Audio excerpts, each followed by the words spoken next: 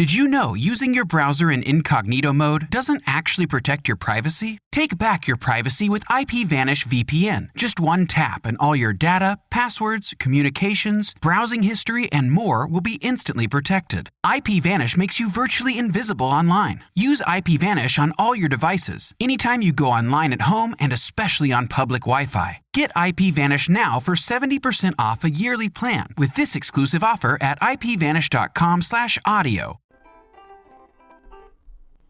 Hey folks, good morning. Welcome again to another Money Space with me, Kalu Aja. Of course, on this space, we're talking money, the economy, and finance. And I want to make those topics, easier for you to understand and apply, so that way you become a better manager of your money and, of course, a better citizen. This week, we are talking taxes. I don't think they're going to be sure in life, so we're talking taxes this week, and of course we're talking the new tax reform that have been passed. We have had this topic in the past, but we talked generally about the tax laws. Now we have those tax laws that they are out. We see all the tax the tax waterfalls. We see everything now, the deductibles and all that. So we can do a more detailed dive, into that whole. And then sort of, if not to give advice, but to show you what you should look out for as a taxpayer and how you can legally reduce your taxes. I just did a YouTube. I think you should watch that YouTube. I'm going to share that YouTube on Twitter. It will really help you, because what I've done is I've taken scenarios.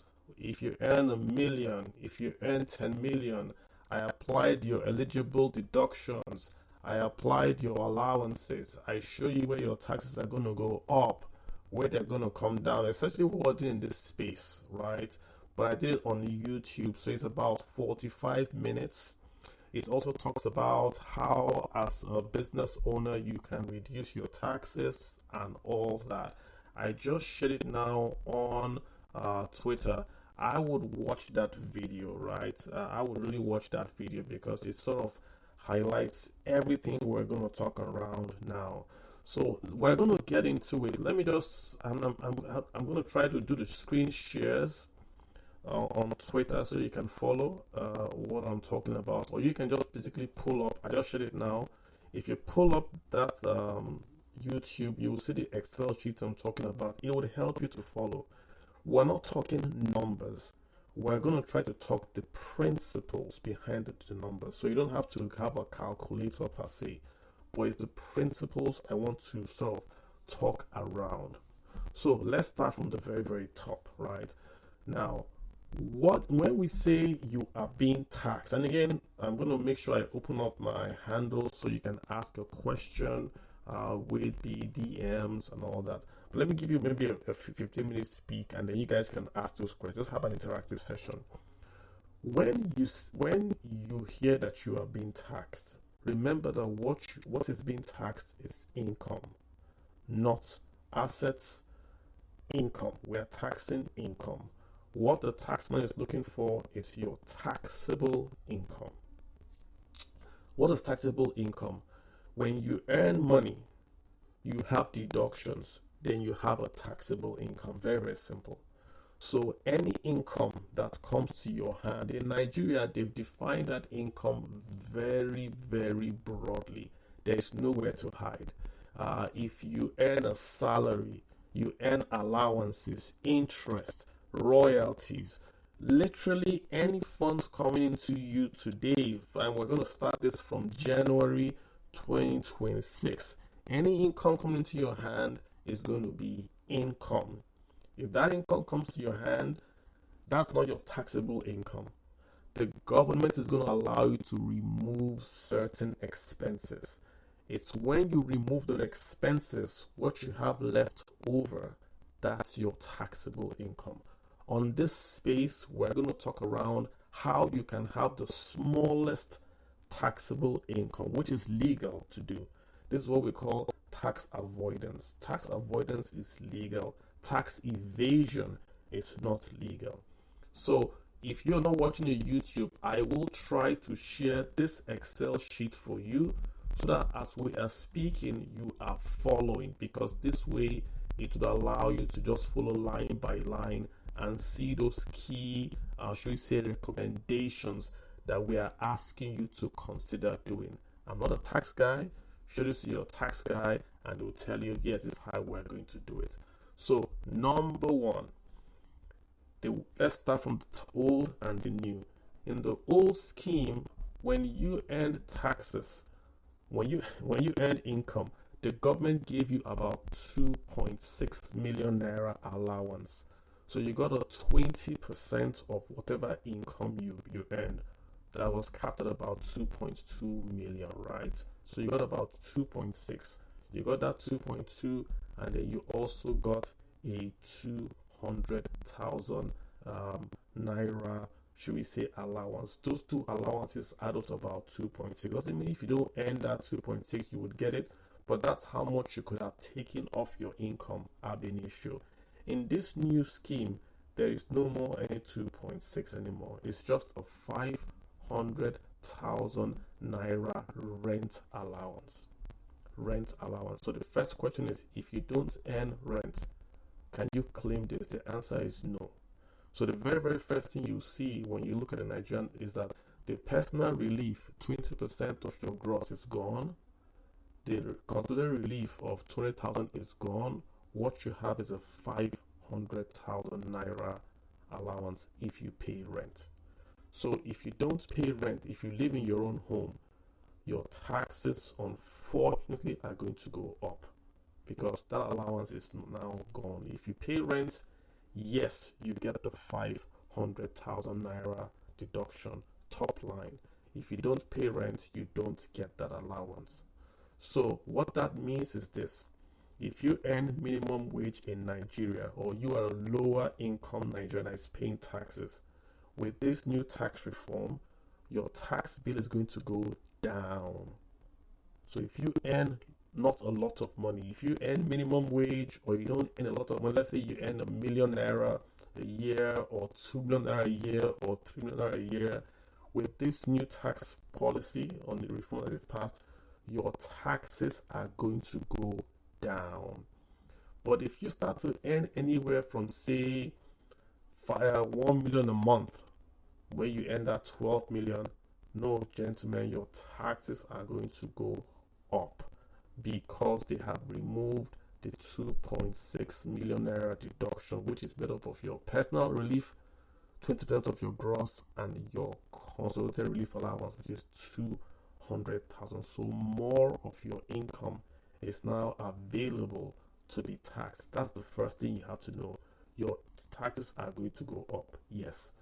The second thing you have to understand is that they've now introduced what we call eligible deductions. These were deductions before, but now they've made them formal.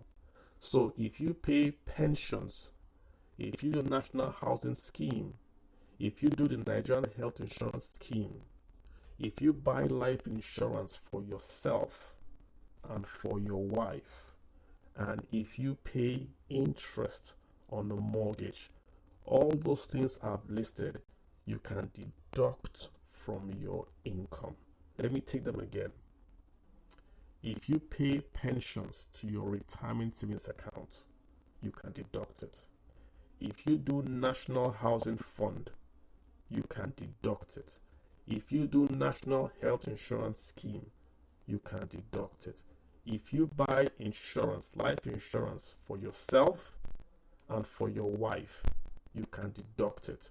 If you pay interest on a mortgage, you can deduct it.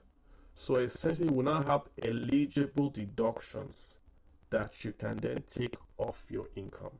So the first thing, there is no more personal relief allowance. So that 2.6 million is gone. That's the first one.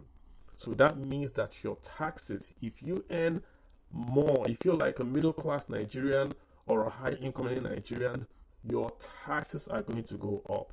If you are a lower income in Nigeria, you earn minimum wage, or you don't earn like maybe up to 5 million, your taxes are going to go down. Why? Because if you earn lower, you have an 800,000 qualifying deduction that you will not pay tax on at all. So let's start from the top again. Whatever you earn is your total income. The government has said in the old scheme, we give you 2.6 million maximum deduction. They've taken that away. It's been replaced with a 500,000 naira rent, only for rent. So if you own your home, you don't get that. If you are renting, you can take 20% of your rent up to a maximum of 500,000 naira. So if you pay rent of 1 million, you can only claim 500,000 naira. So if you look at those two, that means that if you are a high earner in your own home, your taxes go up. Then we'll talk about the eligible expenses. So if you do RSA, which is from your PFA, you do National Housing Fund, you do Health Insurance Scheme, NHIS, you buy life insurance for yourself and your wife, and you are paying for a loan, you've got a mortgage, you are paying for your home, all those expenses you can remove from your income. That's how you reduce your taxes as a high-paying Nigerian. If you do not, so look at the key thing here. What the government has done to say, in the past, we gave you an automatic 2.6 million. Today, you have to go and buy an asset or buy or do an activity to get that allowance. If you do not buy life insurance, if you do not buy pension, you don't do NHIS, you don't do mortgage interest, you don't buy life insurance for yourself or for your wife, then your taxes are going to go up majorly. Again, if you watch the YouTube I just shared on my feed, you will see where I put the actual numbers. And let me give an exact example. Let's pick a guy that is earning about 2 million naira a month. So for the year, he's going to earn 24 million naira a year. If that guy does not buy pension, does not buy life insurance, does not buy any what we call eligible allowances, his tax rate is going to be 18.5. 18.5. That's what's going to be his tax rate, 18.5. And I'm using government numbers here. These are not my numbers. These are the government's numbers. I didn't want to use any numbers that I generated because I don't want to defend them. But these are the government's own numbers from the tax reform folks, right? But that same fellow, if he earns 2 million a month, which means he earns 24 million a year, if he did just 10%, so he did 10% of his income in pension, 10% he bought life insurance, 10% he bought NHIS, so he just did 10% across the board, his income will fall, his tax will fall from 18% to 6.7%. So you can see huge fall. His taxes is going to pay to the government is still going to go up when you compare it to last year. But when you buy the eligible transactions, your taxes will come down significantly. In this example, from 18% all the way to 6%. So what's the learning here? Number one, you can't do anything about it. If you earn more in Nigeria, you're going to pay more. It's standard, right? It's a progressive tax. So that means the more you earn, the more you pay. Number two, if you own your own home, you don't get any top line deduction. If you are renting, you get 500,000 naira max deduction if you are renting, capped at 500,000. It's 20% of your rent, but capped at 500,000. Number three, if you buy your deductions, you reduce your taxes substantially. Buy means you've got to go to an RSA or PFA and open an RSA. You've got to go to an insurance company and buy life insurance. You've got to go to an NHIS and buy health insurance. You've got to go take a mortgage for your home. So if you built your home with your own money, then you're in a bit of a pickle because you cannot claim any mortgage deduction. If you own your home outright, you can't claim any mortgage deduction. If you are paying a mortgage, you can claim a mortgage deduction. So when you buy those deductions, it reduces your taxes substantially. That's the point. Let's now go into small business, which is basically where we get a lot of questions.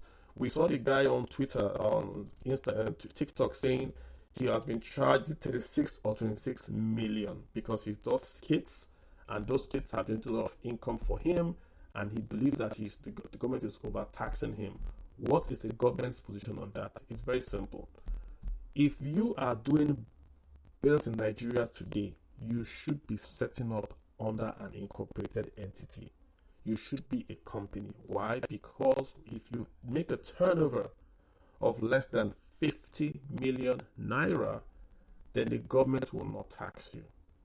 So I said again, if you are earning about 50 million naira, then the government will not tax you any income tax. So the threshold to begin to pay income tax in Nigeria as a company, as a corporation, incorporated entity is going to be 50 million.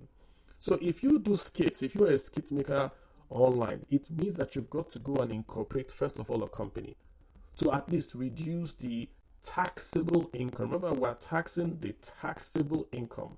That's what the government is focused on, taxable income, not the income.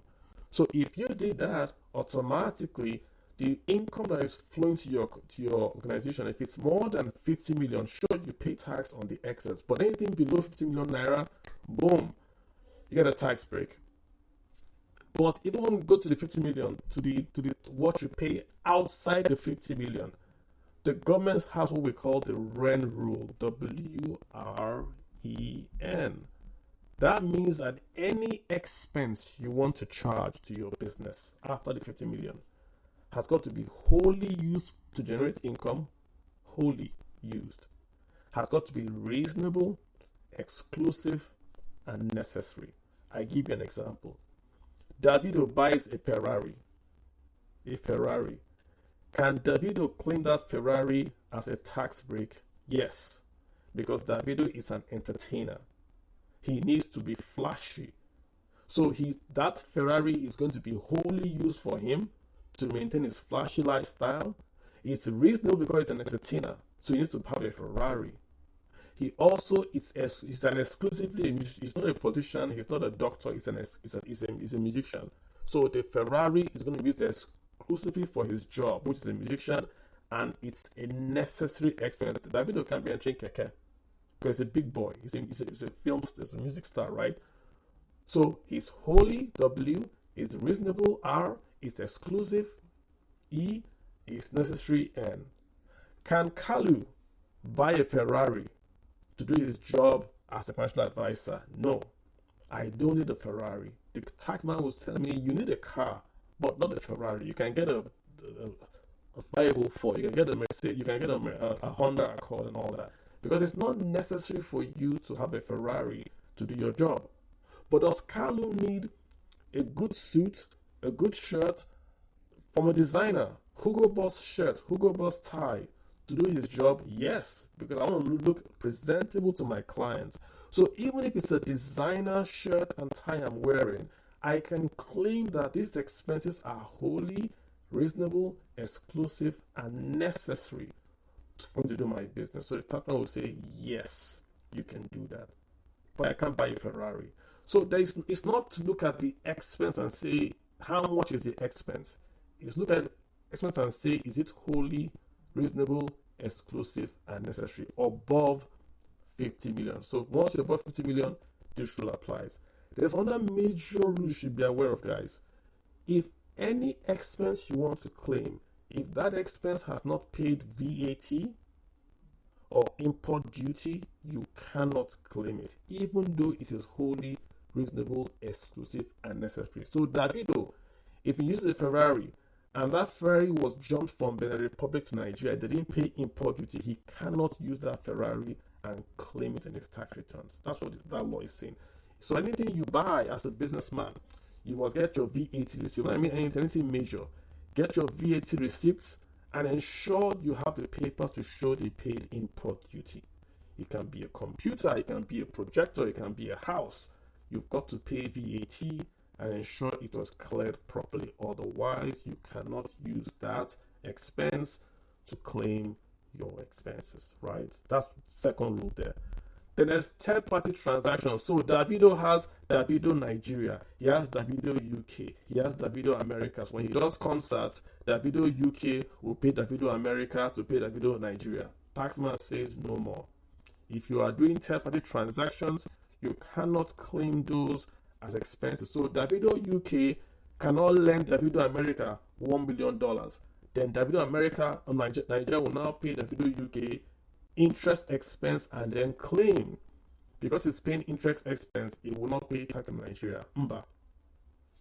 Also, Davido America cannot go and do a concert in America, keep the money in America, and not remit the money to Nigeria. The taxman will say, as long as you have done that concert, we would assume that that money has come to Nigeria and we will tax Davido Nigeria.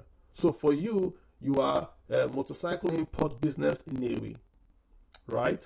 And you have sent containers from Japan to Nnewi. But the payments, they've paid you in Japan, but you refuse to bring the container or the money to Nigeria. The taxman will say, we assume that money has come to Nigeria and we will tax you.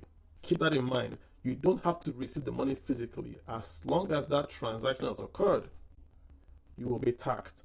You cannot say, oh, I'm owing Nnewi Japan money, so Nnewi Nigeria is going to claim that interest as a deduction on what we are owing ourselves in Japan. Taxman says, you have earned that money, so Nigeria would assume that money has been earned and will tax you income tax on that. What are the things you cannot charge as expenses? You can't charge personal income. So anything to do with for your person, you can't take it to the business. So if you do skits, you have your personal phone, you have the phone used for the videos. The phone used for your videos is taxed. It's a tax expense. You can claim that phone bill, the data for that phone, as an expense and not pay tax on it. But the phone used to call your girlfriend, you cannot use that phone to claim any expense.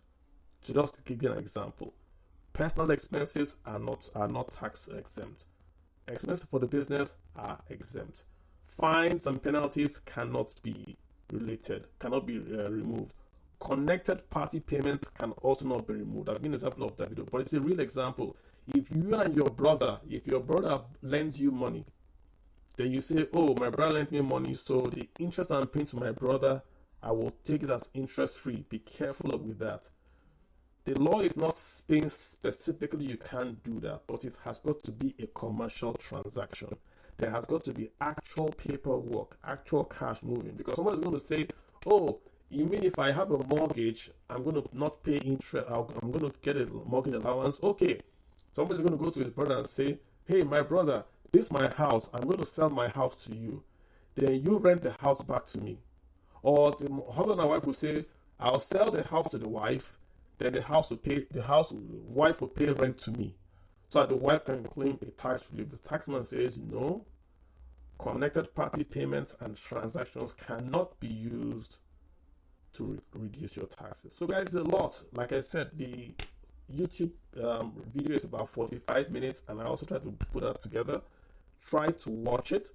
I've tried to, let me summarize again, and if you guys have questions, please indicate. I will take them. I'm going to also try to share this Excel sheet so you guys can see what I'm talking about, right? The key thing again is this: your taxes are going to go up if you are earning in Nigeria. Yes, they will go up. Why? Because the government in the past used to give what was called a 2.6 million naira allowance. Which is going to be your 20% of your gross and about 20,000 consolidated leave allowance. It's no longer giving that amount anymore. What you get now is just the rent, 500,000. So if you don't rent, you don't get that 500,000. So your tax is going to go up. What that means is that your taxable allowance is going to go up. That's number one. Number two, you have to go and buy your eligible deductions to qualify. In the past, the government gave you 2.6 million. Boom, tick. Now you have to go and buy those eligible transactions to qualify. You have to go buy an RSA, you have to go buy life insurance, you have to go buy all that stuff to qualify. You simply can't say, oh, because I do PFA, I'll get a no. If you don't go get it, life insurance, NHIS, pay your mortgage on your home, you will not qualify for that, right? Number three, if you own a small business, let me give you this. If you're an accountant, and as an accountant you earn more than 50 million naira a year, should you still be working for salary? That's the question I want to ask. I'm not telling you what to do. I'm just saying that's the question you have to ask yourself. Because if you work as salary, you pay income tax. If you work as a company, you don't pay income tax. So whatever you do, that information is yours. I'm not going to give you tax advice. But as a company, below 50 million naira, you don't pay income tax. But also, there's expenses for a company have to follow the WREN principle. Is it wholly? Is it reasonable, exclusive, and necessary? So Davido can buy a Ferrari, you can't.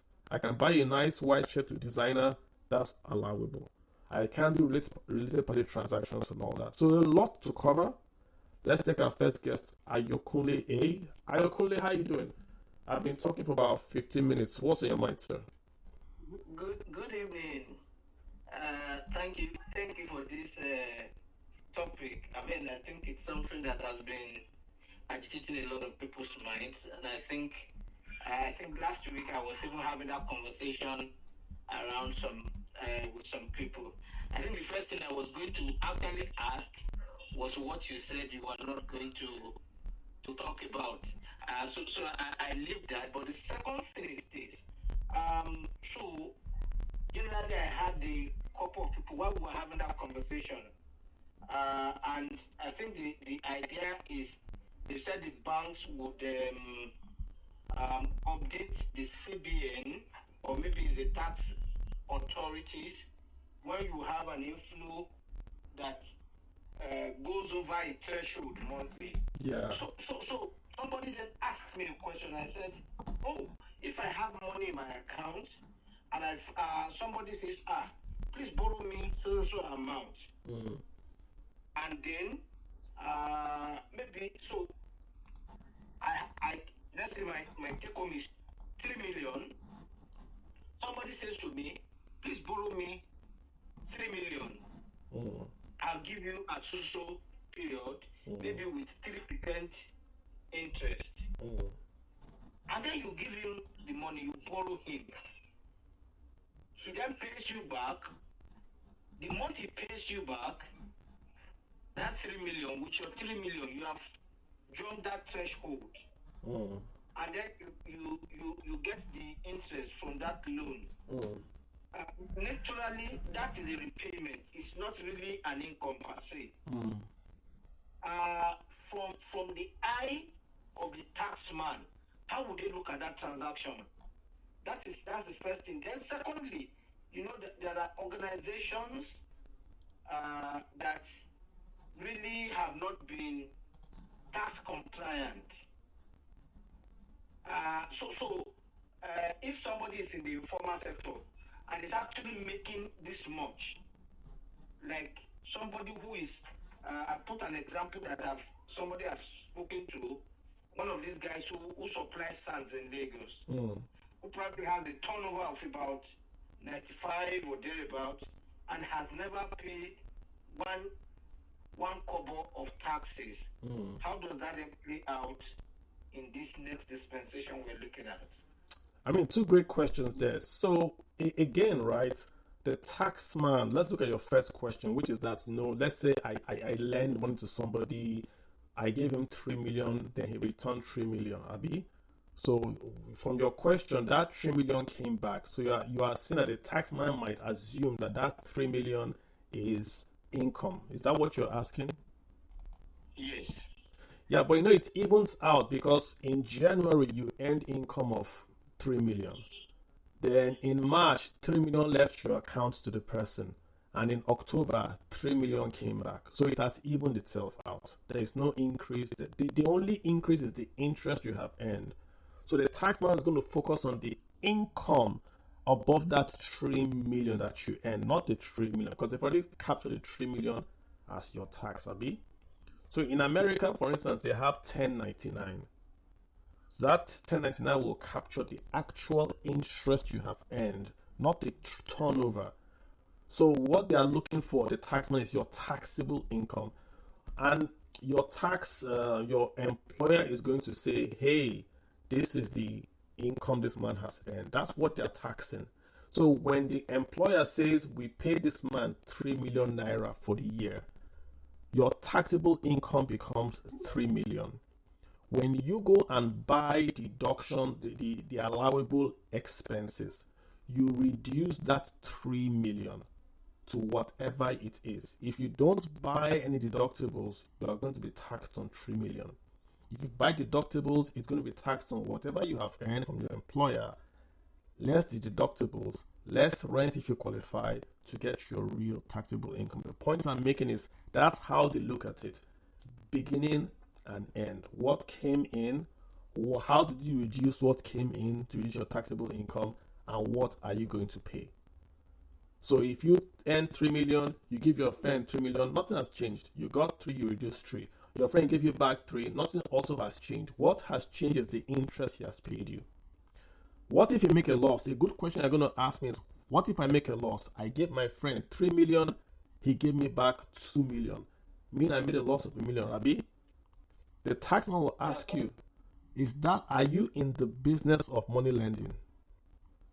If you're not in the business of money lending, you can't use that 1 million to claim a loss, because that's not your business. Remember, it has to be wholly used for business. But if you owned a company that was in the business of money lending, then that 1 million naira loss, let's ignore provisioning, would then become a loss to you. You see a difference? So if you are not in the business of money lending and you lend to your friend, they don't pay back, you've lost the money. You can't go claim it, because the taxman says you cannot claim anything that is not used in your business. Is that clear on that one? Do you have a follow-up? Are we clear on that one? That's fine. Okay. The other one you asked, let me just give people a general word of advice. I would ask you, right, in this new dispensation, do not try to hide income. They will find you. Nigeria is not a very, very sophisticated place financially. There are only maybe 5 or 6 nodes. What I mean nodes, where like junction boxes, where the taxman can sit on and see you. For instance, they are saying that you import duty. If you say your income is 1 million naira, but you are clearing goods of 100 million naira at the port, they are going to find out, because they're going to connect your income, your import duty, to your taxes. How? BVN, NIN. They're going to connect it. When your employer pays you, they're going to get a copy of the schedule from your employer. How? They know your BVN, where the money is going to. So if you get paid formally, you import stuff, you collect taxes, you pay VAT, they're going to see it. So what I would advise you to do is that look for legal ways to reduce your taxes. There's no more hiding. You can't do before when you say, I'm going to open a business in my wife's name. My wife will do the business, then I won't pay tax because it's only me. It's not going to work, because it's now related parties and all that. Yeah? So that's what I would advise generally.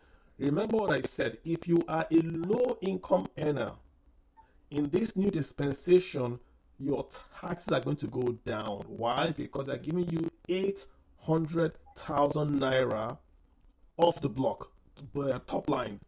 You get 800 naira off. But if you earn more, I'm sorry to say, your taxes are going to go up, because they've removed the 2.6 million. If you earn more and you stay in your own home, your taxes go up even more. If you earn more and you are renting, your taxes go up, but not as much. So are you going? That's just where we are right now. I'm just giving you the facts, yeah? Thank you very much. Thank you, sir. Shit is about to hit the roof. Not really. I mean, like I told you, if you don't do the example I share, I'm showing on Twitter right now. If you don't do eligibles, your taxes are nearly 18%. If you do eligibles, they fall to about 8%. So go buy. Don't you want pension? Don't you want NHIS? Don't you want all that stuff? Go get it. If you get it, you don't pay tax. That's definitely. I mean, that's part of what one is going to, rely on. But I mean, that is now deferred money. Exactly. You know. Exactly. It's deferred money now. So if I may, let me take Bobo. If I give my example, let me take I got Boboridov. Did I get that right? Boboridov. Ayo, thanks so much. Let me get this gentleman on the phone here. Boboridolfo 123. Did I get that right, sir? Hello, good evening, everyone. Please, I mistakenly turned the mic, or I mistakenly request for the mic. Okay, I'll take you off now. No worries. Yeah, I've got Greatix. Greatix, how you doing? Yeah, hello, Carlos. Please, can you hear me? I can hear you, sir. How you doing? Okay. Yeah, I'm fine. Please, finances is not my strong point. So, a lot of these things you said, when it's trying to straighten up in my head, I get confused. Sorry. How does it affect? Because what I think we had as a problem was fewer people are being taxed. Yes. In the country, and more people should be taxed, but fewer people are being taxed. So how does this whole thing widen the tax net instead of deepening the taxes? That's one. And then secondly, you were trying to explain something about the video and all those stuff. So one thing that's going through my head is that a lot of people outside the country earn money outside the country and bring this money into the country. Well, more recently, the money that comes into the country is basically for job and survival, not really. But a lot still goes into manufacturing, businesses, and all that. So, would I now start paying tax from what I brought into the country, or from what I generated from what I brought into the country and paid out to people? And then, lastly, Wow, okay, got a pen. Hello. Go ahead. I'll soon be through. Just give me 10. Oh, you're fine. I'm not stopping you. Go ahead. Okay, thank you. And then lastly, the amount you are calling, that's why I said I'm a bit confused, and finances is one of my strong points. The amount you are calling as low income earner, high income earner, are nearly 800,000 and all those things. Maybe things have changed a lot in Nigeria anyway. But I don't think low income earner fall within 800. I don't think that is where the bar should be for who is low and who is high, because I strongly believe that the bar is far lower, more especially in the informal sector. There are still schools that pay teachers 30,000 naira, 10,000 naira, pay gentlemen 20,000 naira. How does these people factor in? How does this improve the condition of these people? Yes, I know that I'm not trying to make it. The mess we are in as Nigeria did not start with APC or PDP or anything. We're just looking at it as Nigeria. So how does all these things, like when we make arguments and at the end of the day we say who here? So who these people now here? Who here?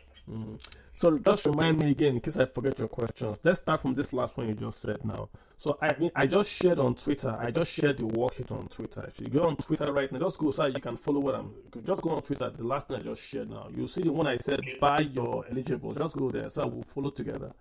So that way it sort of will make sense to you. Do you see the last one I just shared? That I said buy your eligibles. You see it? Yeah, I'm trying to get you on Twitter. Okay. Just so we can follow. That way it's visually, it's sort of, I'm trying to make it a non-finance space, if possible. Because I want people to follow. Yeah. The issue of finances, I don't think the finance can ever be non-finance. Don't worry, we'll get there. Just look at that one that says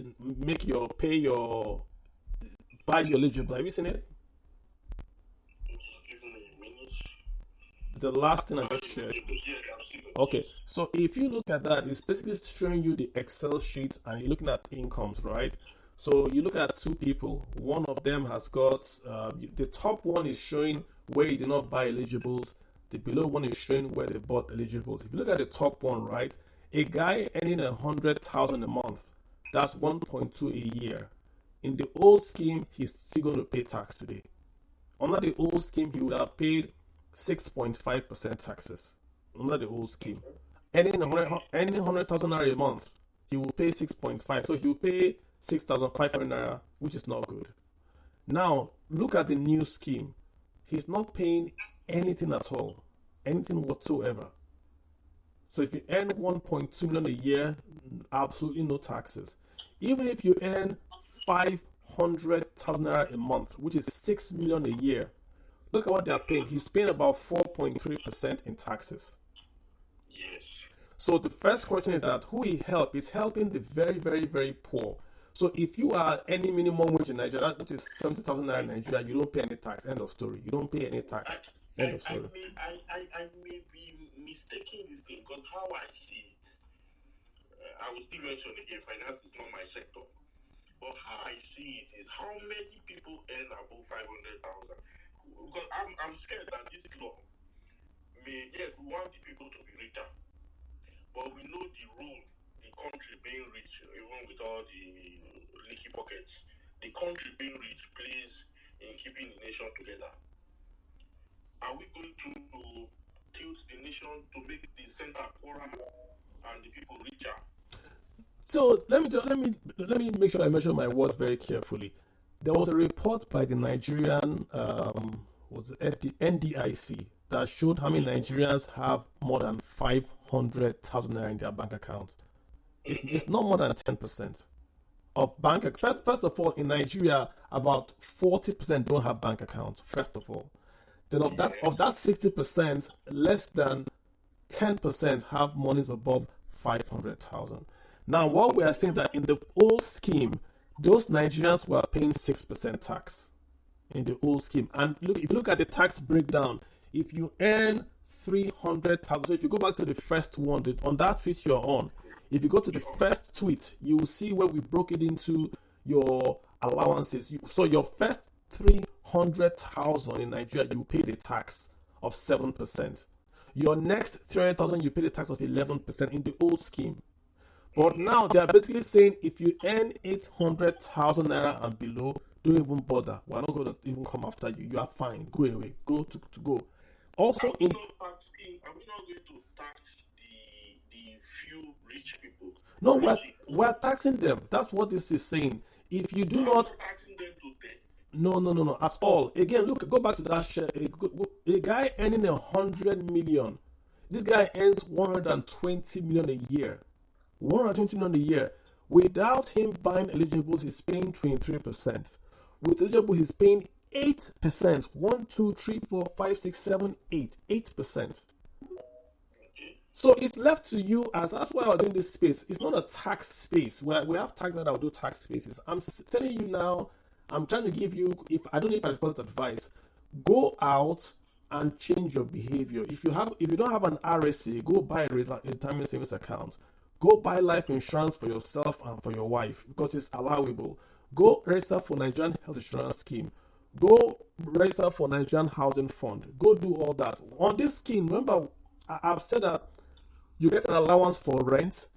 You also get an allowance if you are paying interest. The interest is always going to be more than rent. So what government is telling you is that if you are paying rent, right, you are getting the short end of the stick. They are giving you an allowance, but if you buy your own home and you are paying a bank, you're actually doing better. But it costs you more. So they are changing behavior in a way with this tax scheme. That's what they're trying to do.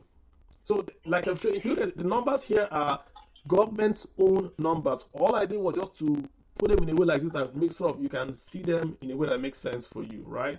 But I haven't changed anything per se, right? So that's your last question. I think your first, you go ahead. Question number 2. Yeah. Question number 2.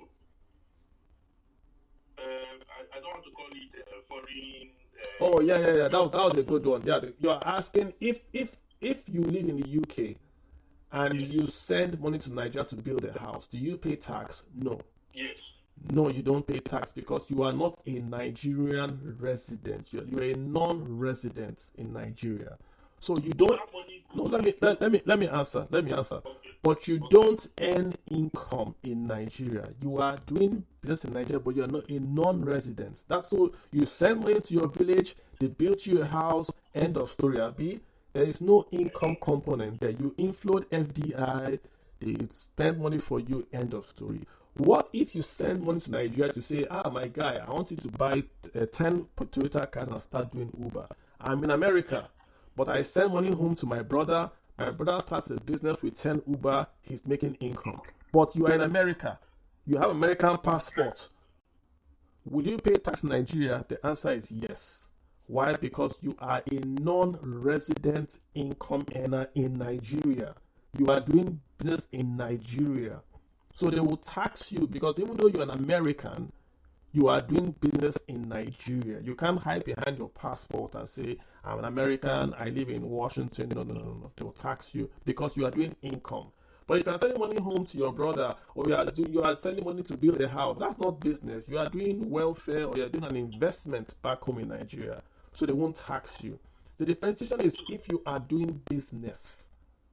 So if I tilt the view a bit and look at it from the perspective that I've sent money home and we've bought all the houses in Lekki and we put all of them on rent. You earn income. You earn income. Then you pay tax. Then you pay tax. Then you pay tax because you are a non-resident income earner. You see the points I'm making, sir. If you earn income in Nigeria as a Swiss citizen, you are in Nigeria. The income is made in Nigeria. So as a non-resident, and there's a whole section in the Nigerian tax law that defines who a resident of Nigeria is. They actually went out of their way and defined it. There's no hiding. So you can't say, I'm a Nigerian born, like Shade Adu, Nigerian born, she's British. I mean, how long, when she come to Nigeria last? If Shade Adu comes and buys hotel in Lagos, they will tax her. She starts paying tax. Correct. Please understand that these finance issues are great interest, but very few people understand the nitty-gritty of it anyway. That's what the first question. Yes, sir. The first question was, are we widening the tax net, or are we deepening the catch? I think what we've done is to widen the net, because what we've said is this, right? Access yourself, then don't pay tax. But the way there are other things I have not spoken about, how they are going to track income. That's why I'm giving everybody an advice that don't try to avoid taxes from next year. They will catch you. There's a lot that they are doing. They've gone abroad, they've gone to America, and they've sort of signed agreements with the Americans, with the UK guys, with the Chinese guys to say, listen, if somebody is doing this sort of transactions, give us a copy. So if you say in America and you are remitting money legally to Nigeria, all that money is not income. It's not income, Abi. It's not business, Abi. But it shows that there is something you are doing in Nigeria. Okay, who is doing that business in Nigeria? They can trace it. They have BVN. They have NIN. And once they find that person, you get the best of judgment. This is what I did to the skit makers. Remember what I said? If you earn income in Japan, you're in Nnewi, you own motorcycle import business. You sell motorcycles from Japan to Nnewi. You sell in Nnewi. But you tell the Japanese company, your subsidy office in Japan, hold the dollars in Japan, hold the dollars, don't bring to Nigeria, because if you don't bring to Nigeria, I haven't made income, so I won't pay tax. No, the tax there will say, because you have earned that income, we will assume you have brought it to Nigeria and we will tax you. Same with the skit makers. The skit makers are making skits, they are making millions, but they haven't filed taxes. Abi, good. What they are asking that boy to pay is not his tax. They are doing what was called a best of judgment. They are saying, okay, we assume you've made 36 million. It is for that boy to go now and file his taxes and say, no, I didn't make 36 million, I made 10 million. And out of this 10 million, I made it under a company. Then I'm not going to pay any tax. End of story.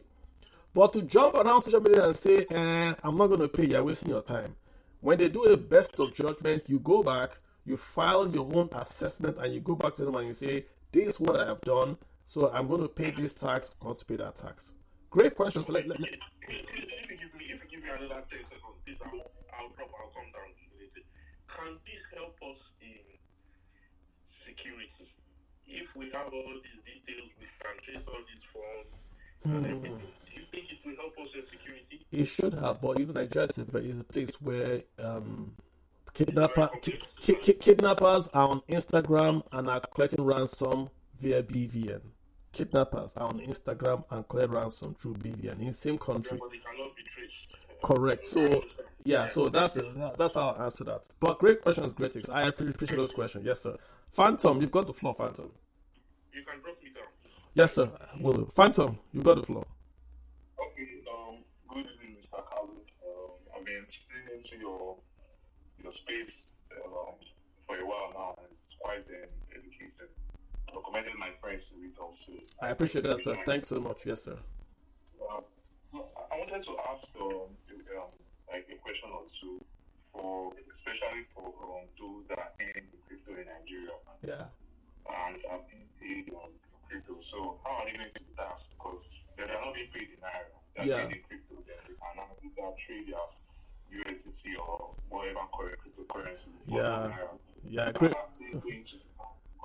Yeah, great question. Yeah, it's a great question. Simple answer: yes, they're going to be taxed. They actually was very, very specific. Crypto assets, crypto tokens are income. You'll be taxed. So, like I said, it's no hiding place, right? If you get paid in crypto, paid in naira, paid in dollar, paid in cow, you're gonna pay tax. There's no hiding place. Yeah. The question is, how will they know, right? That's where I think you're gonna ask. How will they know? I don't know how they will know, but if they know and they give you a best of judgment, then you're in trouble because now you have to either pay or you show your actual wallet. So the idea is not to pay and move on. But if you don't pay and they catch you, if they bill you $1 billion naira, you have to come and prove you don't have $1 billion naira. Do you get where I'm coming from? Yes. Mm-hmm. Yeah. So be very careful. They will, because crypto is not. People say crypto is. It's not anonymous. It just doesn't have a name. Doesn't mean it's anonymous. It doesn't have a name. In the US, they are arresting people and saying they are. I don't want to go to crypto conversations here, but the point is, yes, crypto will be taxed. If you get paid in crypto, you will. But what we are taxing is income. If you bought Bitcoin when it was 100 naira, and now Bitcoin is $100,000, have you made income? No. It's unrealized income. It's only when you sell that you pay tax. So we tax income, not assets. So be careful. So if you hold it itself as an asset, okay, you haven't made any income per se. Yes, there is appreciated income, there's capital gains and all that, but you haven't sold. So it's an unrealized income that when you sell, you will pay the tax. Make sense? Yes. All right, perfect. Let's get to Quam 3. Okay. Good evening, sir. How you doing? Mr. Khan. Good evening. Hi, sir. Good evening, everybody. Okay, you have answered like two of my questions, so I'm just going to go straight to it. I want to know, how do we pay this tax? Do we just pay them manually, or do we take it from our account? Great question. So there's something in the tax law that's asking companies to try to do electronic means. So like if you have a company, they are saying you should try to set it up electronically to pay. That's for like the big boys, the companies. But for people like you and I, right, that are just maybe just one or two, you do self-assessment. You can do self-assessment. You can basically get a self-assessment form and pay to your state revenue service. That's what you're going to do going forward. You don't have to wait till end of the year. Let's say every quarter you can pay your tax. You can say, I think I have made 10 million. I think my tax is 5%. I'm going to pay, 500,000 to the government. If you overpay, they will give you a refund. If you underpay, they will give you an assessment. Do you understand what I mean? So it's going to be self-assessment. You just basically file online and make a payment because they're going to have a tax ID.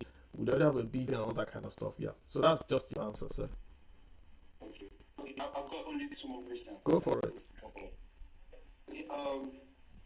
Are they going to tax the money we made this year, or they're going to start like the money we made from 1st January this year?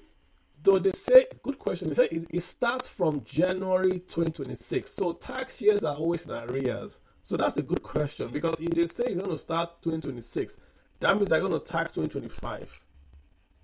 So I'm not sure if they're going to say it starts 2026 and they will now tax you in 2027 based on income of 2026. But just from the layman reading, if they're going to start in 2026, that means they're going to tax income in 2025. Just layman, but don't hold me to that. Okay, sir. Thank you. Perfect. Last one. I'm a YouTuber here, and most of my subscribers, my audience, are from US, and I pay 30% tax to US when I want to get my payments. Yeah. So Am I still going to pay Nigeria tax again? I mean, after paying US tax, Yeah, am yeah. I still going to pay? Are you a US citizen? No, I'm not US citizen. So you shouldn't be paying 30% tax. So you want to Google this form. Google W8, W8BEN, W8B, W8BEN, W8 Benny. So that form, you should have filed that form with YouTube or with whoever is paying you. They will not tax you in the US. You will not pay that 30% tax in the US. So Google W8BEN. You're supposed to fill that form out. You put your name, your address, you say Nigeria, you sign that form, you send it back to YouTube or to the foreign guy. With that form, they should not charge you 30% because you're not a US citizen, so you shouldn't be paying taxes in the US. You're not a US citizen, you're not in the US, you're in Nigeria, you're in the US project, you don't pay tax in the US. So try and get that form out, yeah. Okay, sorry, Sal. Just one last one. What about money for my grandmother? Maybe she just give me like 200k, 500k, or inheritance money. I don't think that's that one. No, I think inheritance is exempt. That's not income. That's inheritance. That's not income.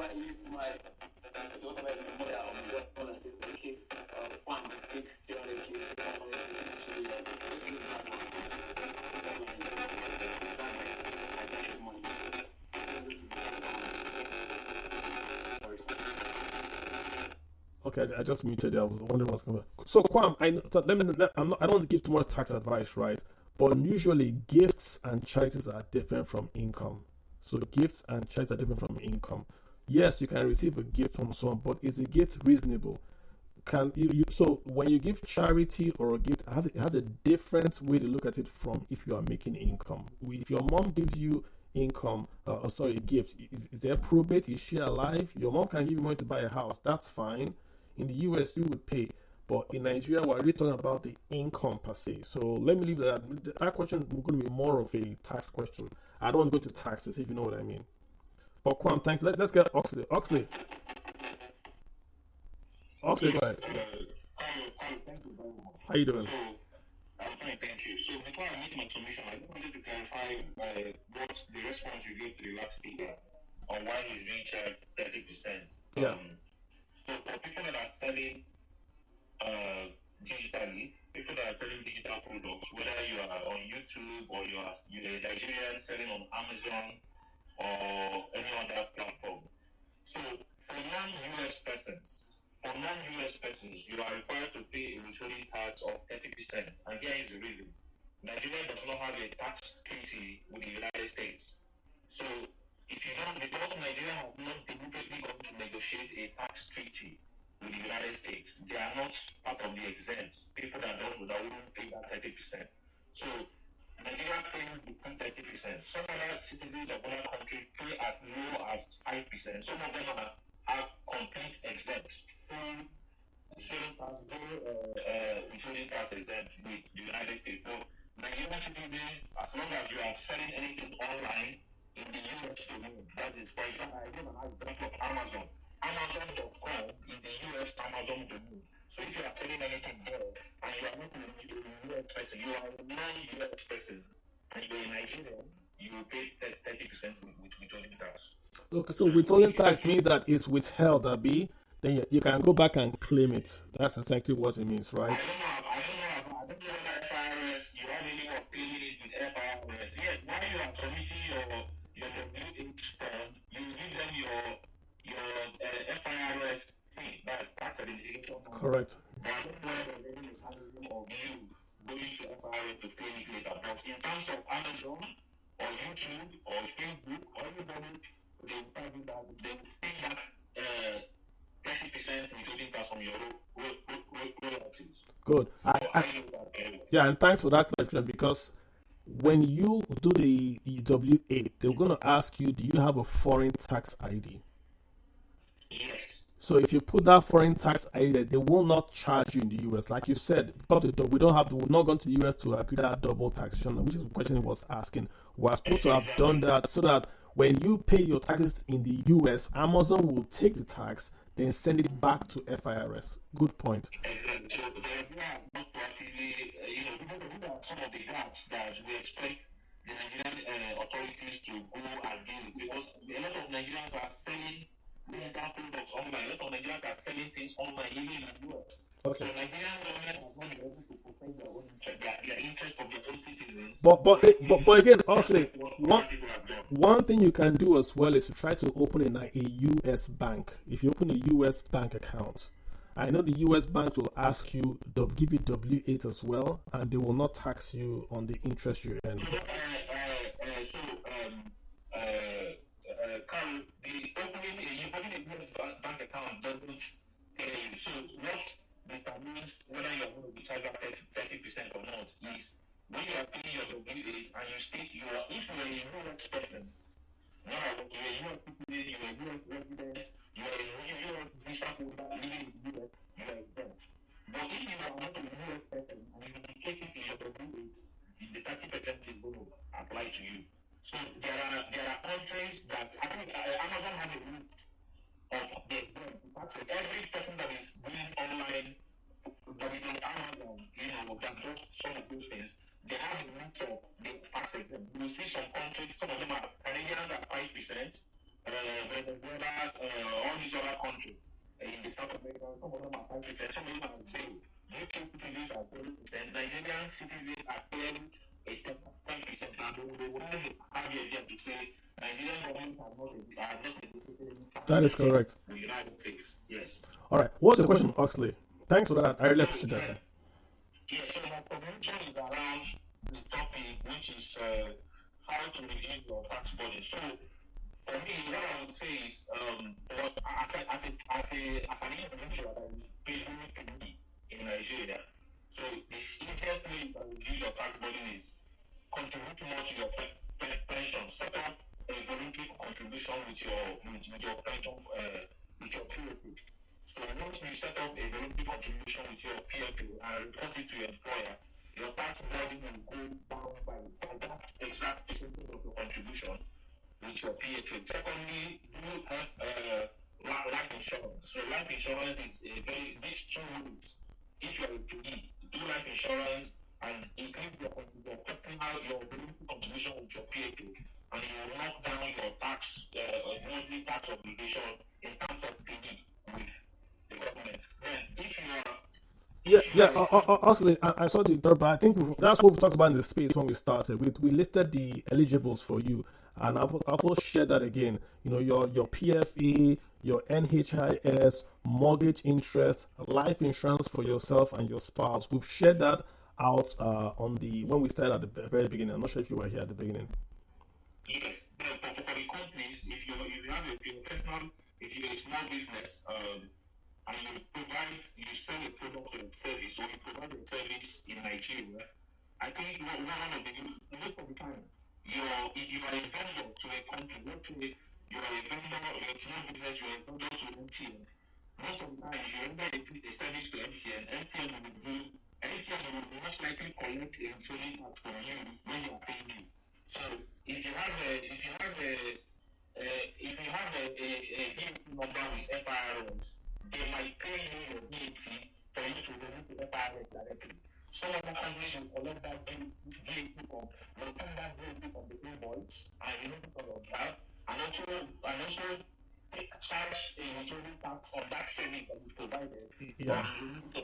But just to be clear, the VAT, all the rest, that's not reduction or whatever. It's just you're talking about the processing of those taxes. It's not going to reduce your VAT or otherwise. If you have a withholding tax, yes, you can claim it back. You can claim it at the beginning or at the end, but it's not going to reduce or increase your taxes. Just to be clear. There's a way to affect you. So the way is if for example, the example I gave that you did a service with MTN, and MTN took a withholding tax from your receipt and the region on behalf. If you didn't meet the total, if you didn't meet the tax threshold, so this is the question I want to ask now. As a small business, if you didn't meet the threshold, by the time you submit your financial statement with FIRS before, I think their period is their deadline is always, I think, May or June every year. That's their own cycle. If you are submitting your financial statement and you didn't meet that threshold to pay tax, how do you not pay those the certain tax credits that companies has taken. Because you know there is a total of profitability that is your activity that you have before you can be. So if you don't work, let's say despite the job that you did for the year, if you don't work that year, you're not supposed to pay any tax. Anyway. No, So, okay, okay, hold up. Don't complicate it, right? It is your job to file your taxes at the appropriate time. So the government of Nigeria has said that if you make a turnover less than 50 million, no taxes. Doesn't exclude VAT. If you pay VAT, either it is withheld or you pay or you do your in and out immediately. The point I'm making is it's your responsibility within that tax year. This is a new tax regime now. So you are bringing in the old tax regime to what's going to happen in the new tax regime. The new tax regime, they're very, very clear. If you have 12 months. If you incur tax, do your in, your VAT, do your in, do your out, file it in that tax year. That's what they are saying. It's going to be much, much easier. That's why they're asking companies to try to go electronic. So you can pay those taxes and get a refund back. And I don't want to go into more VAT, but VAT they are going to give you can claim back some VATs as a company. So okay, it's a new tax regime we're entering now in 26. But I want to focus on the personal side. I don't want us to go more into taxes. I don't want to give tax advice. This is more like, I don't want to talk about the personal side, small business, if you know what I mean. So I guess you call it. So the personal side is clear. I think you've already mentioned that. Okay, perfect. Not with your pay contribution, contribute to your pension, and do life insurance. All right. Okay, thanks. Appreciate that. Let's get Boy Genius. Thank you, Oxley. How are you doing, sir? Yes, sir. Very fine, thank you. How are you? I'm doing very well, sir. Thanks for joining us today. What's on your mind? Yeah, so based upon what you told critics, so I was curious. Let's say you have two jobs in Nigeria, and one of the companies paying you 600, and another one is paying you 600. Are you going to be paying tax based on the fact that your combined income now is 1.2? Yeah, if you look at that, I did that exact example. If you look at that Twitter feed, I just shared it on Twitter. If you earn 1.2, I'll give you the exact tax you're going to pay. According to this, the 1.2 guy in the new scheme will not pay any tax whatsoever. If you earn a gross annual income of 1.2 million, you will not pay any tax whatsoever, because number one, it's going to take away his 800,000. Number one.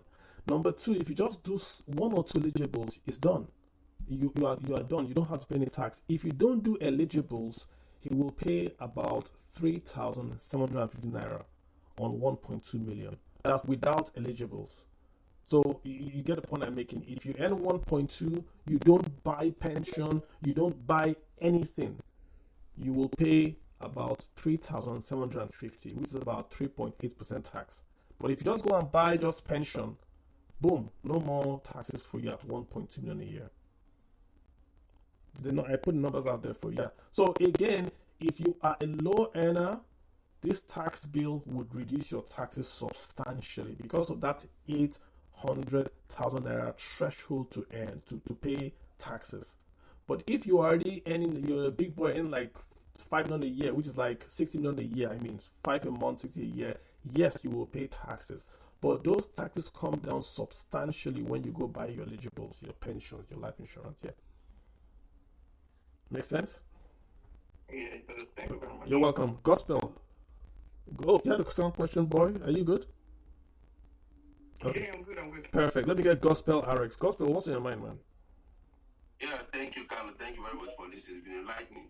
But I wanted to find, I don't know, I wanted to see whether the AK mean 600,000 monthly or 600,000 a year. Because your response was referred to yearly pay, not monthly. I think he must have meant monthly, but you need to confirm or not. So let's do the monthly. If he earns 12 million a year, right? That's what it will be, right? 12 million a year, Abi?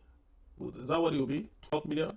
Correct. Okay, Correct. if he earns 12 million a year on the old scheme without paying any eligible, so he doesn't buy pension, doesn't buy anything, his tax bill will be 16%.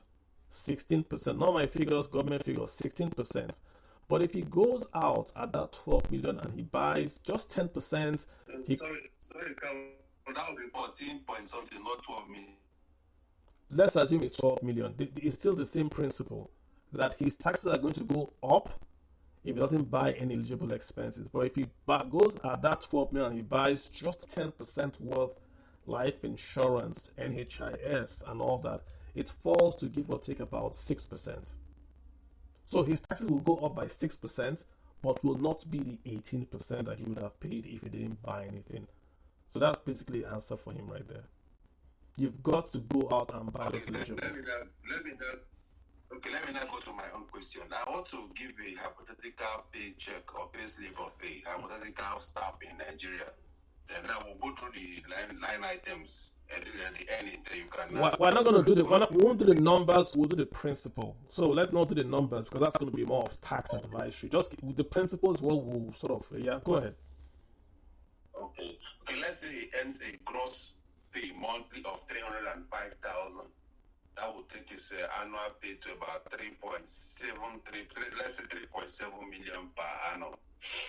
So going by the principle, what would the tax? We're talking payee, correct? I mean, in terms of this person works in an organization in the company. So what would be the deduction? Because correct me if I'm wrong.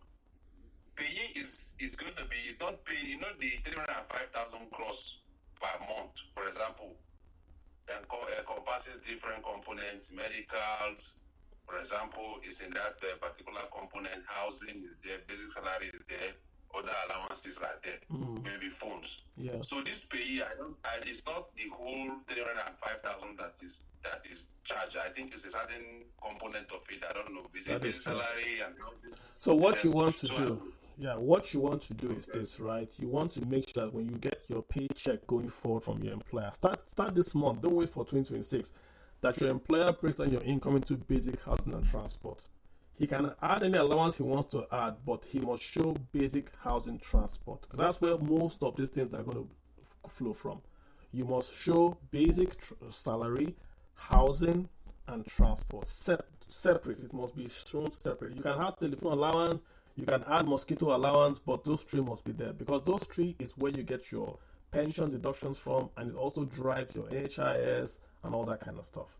So that 308 guy, if he has a paycheck showing basic housing and transport of 100,000, that's where he's going to pay his 18% pension from. That's also going to drive what's going to pay as NHIS, what's going to pay, even mortgage interest is going to be separate. The principle I want you to take away from this is, number one, separate it into basic housing transport. Number two, at 308, he's earning, let's say he's now above the 800,000 gross deduction that he can take from income. His taxes are going to go up. So he's got to make sure he goes out and he buys those eligibles. That's the answer. Your tax is going to go up from last year when we had the old scheme. In this new scheme, your tax will go up, but your ability to reduce those taxable income is also offered to you, which you can do by buying RSA, life insurance, NHIS, and housing fund. Does that make sense? It does make sense. So what you're saying is, for example, this guy who is already on pension can now say he wants to do more voluntary contribution. Exactly. Then NHIA now, as I know it, is depending on the organization you're under. Are you under police HMO or SYZ HMO? There's a certain figure that is charged yearly. For example, a police HMO, depending on the package, but I think the standard package is 60,000 naira for a family of three. I'm not sure the exact figure, but it's around that figure. So it does not it's not a figure that is arbitrary that you want to say, oh, I want to do 500,000 or 1 million. Sure. And again, depending on the package can go higher. The point I want to make is that the figure there may not be so much to make difference in terms of the taxable amount. That's why I said let's not focus on the figure itself or the principle. So if you can't do NHIS, do more of pension. If you can't do NHIS, buy more life insurance. If you can't do NHIS, okay, do more interest on your mortgage. You see the point I'm making? If we focus on figures, then we get caught up in the 60,000. No, just the principle is this. Your tax, if you earn more than 800,000, going to go up. Fact. If it's going to go up, can you bring it down? Yes. How? By buying eligible expenses.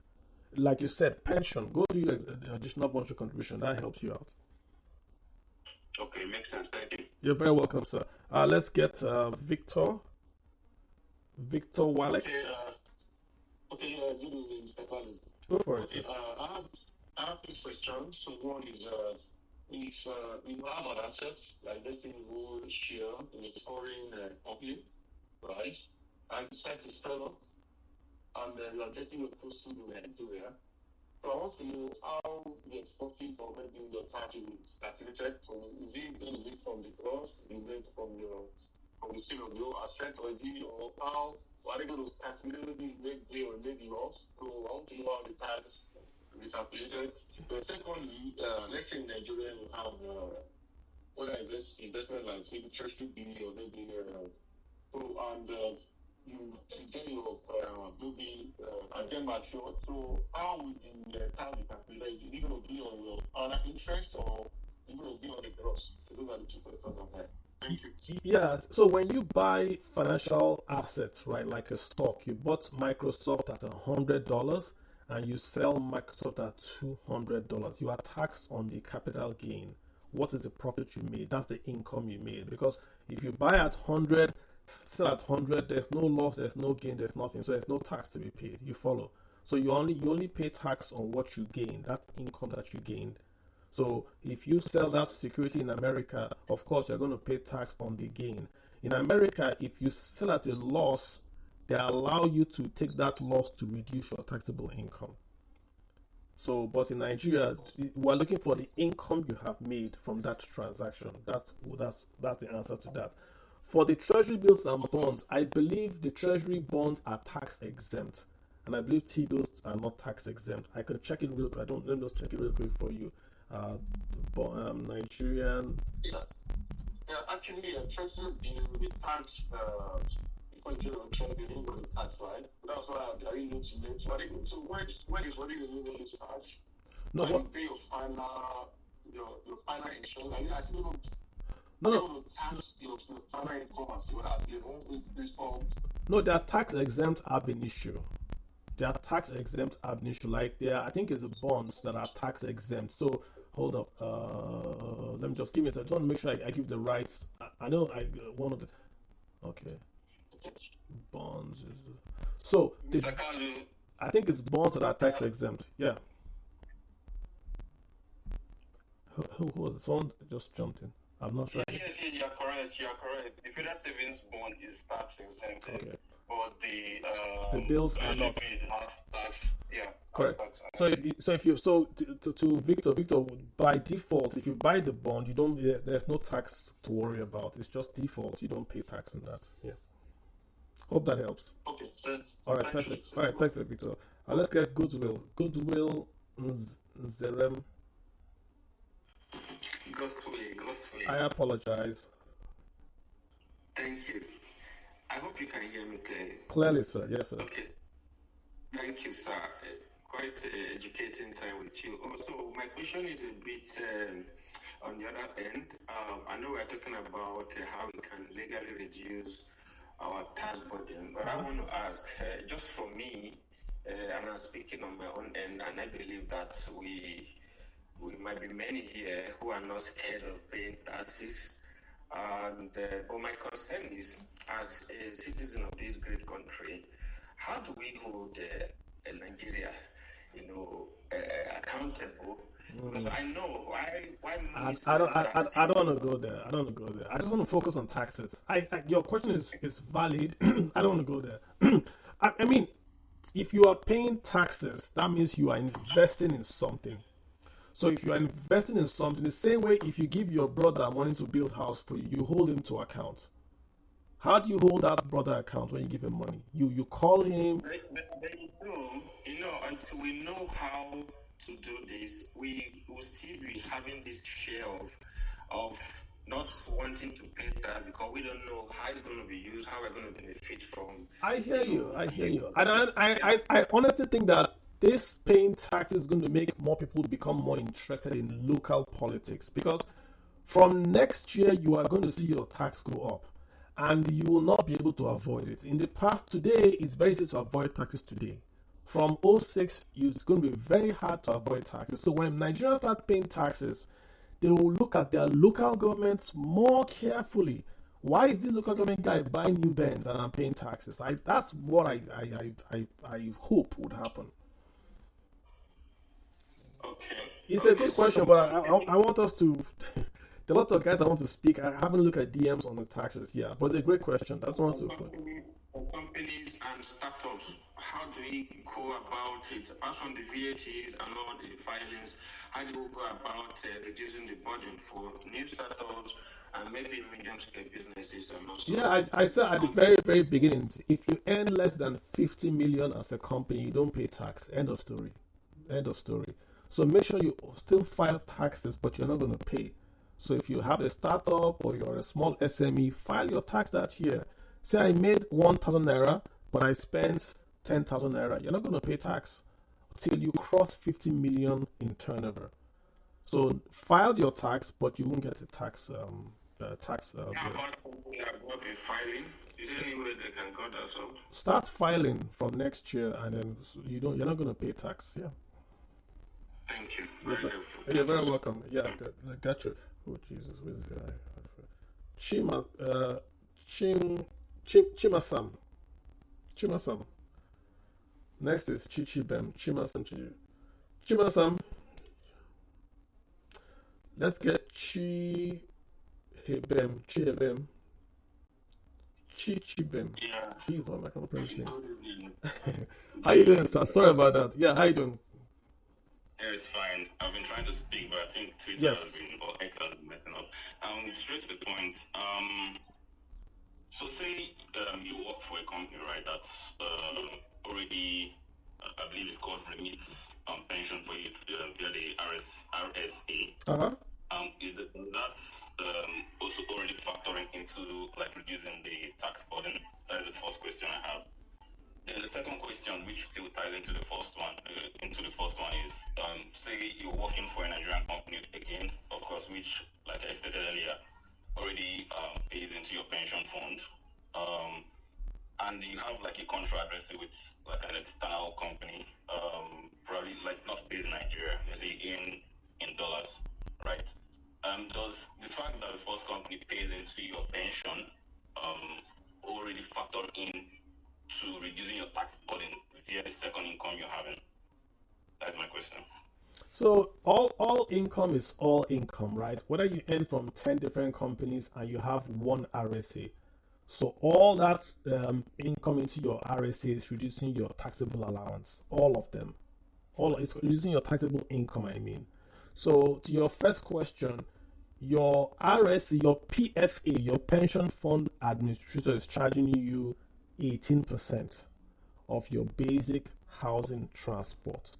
Anything that goes in there from 18% basic housing transport reduces your taxable income. It reduces it. You can also pay an additional voluntary contribution in excess of that 18% of your basic housing and transport to also reduce your taxable income. So it doesn't matter who is paying. What the tax guy is going to look at is what is your total income. Once they get your total income, they're going to ask the next question: is he paying rent? If you are paying rent, you can claim 20% of what you're paying as rent, subject to 500,000 naira. After that, you then do your eligibles, which is your pension. It's after that you then pay tax. So if you don't do those top deductions, your tax base would increase and you pay more tax. Does that make sense? Yeah, it makes a lot of sense. Thanks for the space and thanks for answering the question. That is fine. Appreciate it, sir. Let's get Akimade. Akimade, hi. Good evening, Mr. Kalu. Hi. Hi. Okay. Are you hearing me? Yes. I can hear you. Please go ahead.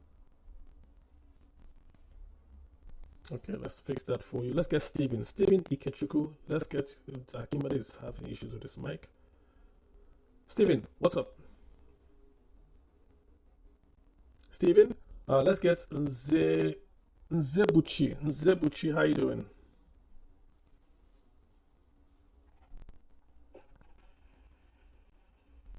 What's going on? Nzebuchi? Let's get Vincent. Vincent, how you doing? Vincent Hawkes. Yes, yes. Good evening, sir. How you doing? What's up? Go ahead. I'm fine, sir. Thank you for the expose into this tax matter. My question is, when is the tax year? When does the tax year start and end? Because let's say, for instance, I registered my business this year. Let's say by June. When does it start? I'm not started making money in the business. When does the tax year start and end? And secondly, as a business owner that just registered his business, so should I go and get a salary account for me to be taxed? Because I still don't understand the whole tax thing. Should I get the salary account, then I can now start filing my tax from the salary account? And then also, can I add my personal expenses to the business expenses as well? So you're asking very, very great questions. Great questions. Let's start from that expenses. No, let's start from the business one and the personal one. There's this thing I learned in law. They said Solomon versus Solomon. So if your name is Vincent and you have a company called Vincent Limited, those are two different people. So Vincent will file his taxes. Vincent Limited will also file his taxes. These are two different people. So does that answer that first question? If you want to pay your taxes, you pay your taxes as on your own, Vincent. Then you also pay as Vincent Limited, two separate people. In America, you can pay two of them at once, but I'm not really sure how Nigeria does that. But yes, Vincent will pay, Vincent Limited will pay. You are asking a very, very interesting question. Can I pay my personal expenses? Can I claim those to reduce my expenses? The answer is on what we shared when we talked about the business. We talked about that principle we talked about, the principle of WREN. Is it wholly, reasonably, exclusively, or necessary to make income for your business? What the taxman is saying is this: any income, any expense you are claiming has got to be tied to your business. Let's assume your job today is, let's pick a good job. What can we say? Let's say you're into transport and logistics, and then you went and constructed a tank farm in your house. That is a wholly reasonable, exclusive, and necessary expense because you are buying petrol to use for your car, for your business, right? So you can claim that. But if you are into transport, you go and buy a helicopter. That's also reasonable, wholly, exclusive, and necessary because the helicopter to travel, to see your cars on the road and all that. So you can also do that as well. Where they will frown upon it when you make an expense that is in no way tied to your business. That's when they'll now say, "Oh, hang on, what's this?" You see the point. If you go on a holiday in Singapore and you attended a conference on transport logistics in Singapore, but after the hotel closed, you also relaxed in Singapore and went for a holiday. Haven't you killed two birds with one stone? Will the taxman say, "No, you have to come back to Nigeria, then go for a holiday"? No, they won't say that because you've done it on a business trip. But in doing that business trip, you also relaxed and did tourism in Singapore. So the answer for you is that I don't want to give tax advice. You've got to make sure that any expense you make is wholly reasonable, exclusive, and necessary for your business, and that you pay VAT and import duty. So all those cars you're going to buy, make sure they all paid duty. Make sure, let the person write, yes, they paid duty. If they don't pay duty, don't buy the car for your business. Why? You cannot claim that car as an expense in your business if you don't pay VAT or import duty on them. Yeah. Then you asked about tax year is January to December, starting next year. Does that make sense? Yes, thank you, sir. You're very welcome. IDDY _E. How you doing, sir? ID_E. I'm very fine. Hi, Carly. Can you hear me clearly? Yes, very clearly, sir. Go ahead. All right. So I'm a bit concerned about people who work remotely. People work remotely for firms outside of Nigeria. Yeah. Okay, I happen to fall in that class of people, and then we had to discover a payment method, a payment system that works for us. Gotcha. So there are several channels, as we know, there's Pesa and some other channels that other people use. And this way, we receive income as though it is informal. You understand? So it's a system that works for us, but then it is not taxed, and we don't get to have pension deductions and all of HMO deductions from it and all of that. So I remember you mentioned that there's a way for these people to track what this income is for. I don't really know. I don't have clarity on that. But then, how do you think it works for people who work remotely for friends outside of Nigeria? Yeah, so I'm actually speaking to folks like you that they can track you, they can track the income that you're making, not the income, they can track what you transfer back to Nigeria. What I'll say is this, right? Register a company and do the same job you're doing, but under a company name, so that way you get the allowance from not paying taxes. The government wants to encourage you to earn, and they're giving you 50 million. Unless you earn more than 50 million, you won't pay taxes. So register a company and then do your business under that name, so that way you don't legally pay the tax. Remember, even with that 50 million, that's just the top line. You can still write off your expenses. So look at it this way: when you got that money, if you bought a high-end laptop to do your business with, you can write that laptop off as an expense or even amortize it over years. If you do advertisements, you can write it off. If you travel, you can write it off. If you are hungry, you went to Mr. Biggs or whatever and had a meat pie, and you had a meeting with a guest and you talked business, that's a business expense. If you went to the barber and you cut your hair, that's a business expense because you are cutting your hair to look presentable to go for meetings. If you go to the business lounge, that's a business expense. You won't go on the business lounge on your own because it might be expensive. But your business can go to the business lounge and pay, and that reduces your taxable income. So it's both ways. The government wants to know who you are, but it's also giving you allowances by saying, hey, you can write all these allowances. But folks like you should be very, very careful. There's nothing is hidden anymore because it's very, very, like I said, there are just a few notes they can use and they catch you. You see, if you send money from America, it's passing through something now. There's OFAC, there's wire, there's all that. There's nothing that's hidden. So what you want to avoid is to get the best of judgment, which means that they think that you made 100 million. Then you have to come and defend yourself. So again, you have to look at what you're doing and then do the right thing. I'm not advocating for the government. I'm just saying be careful that you think what you're doing is hidden and then you get hit with a huge tax bill. Make sense? Yeah, absolutely. Can I ask a follow-up question? Sure. That, please? Yeah. So, okay, we happen to be a team of people, and yes, we provide services for these guys, and yes, they have a system they pay us with, which comes as informal. So, what do you think? Should I go to the tax authorities to be like, hey, can you put together my taxes for me? I don't know. Hell no. What's the practical approach for my end? You don't want to go to the barber and ask the barber, should I get a haircut? He's going to tell you, yeah, of course you need a haircut. You need to go and hire an accountant. When we see accountants, listen, if you go to any good college, go to the 4th-year OND class. All those boys that can do your accounts for you. All those boys in OND can do your accounts for you. I mean, if you're small, like someone like you don't have a lot of transactions, right? Go to University of whatever, all these universities, these school boys. Give them your receipts. Give them what you do. Tell them to do you a trial balance or books of accounts. They'll do your books of account. They will file your taxes for you. It's not complicated if you don't have if you have a sophisticated operation. You have income, which is what they are paying you. You have expenses. You file. You're not up to 50 million. You now start to get worried if you now have income. But you now say, okay, let me go maybe hire an accountant for a day or whatever.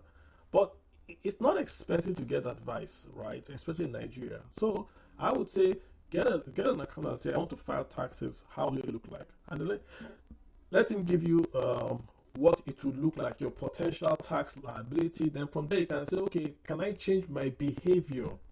Can I change my expenses so that I pay less taxes or expose less of my income to taxes?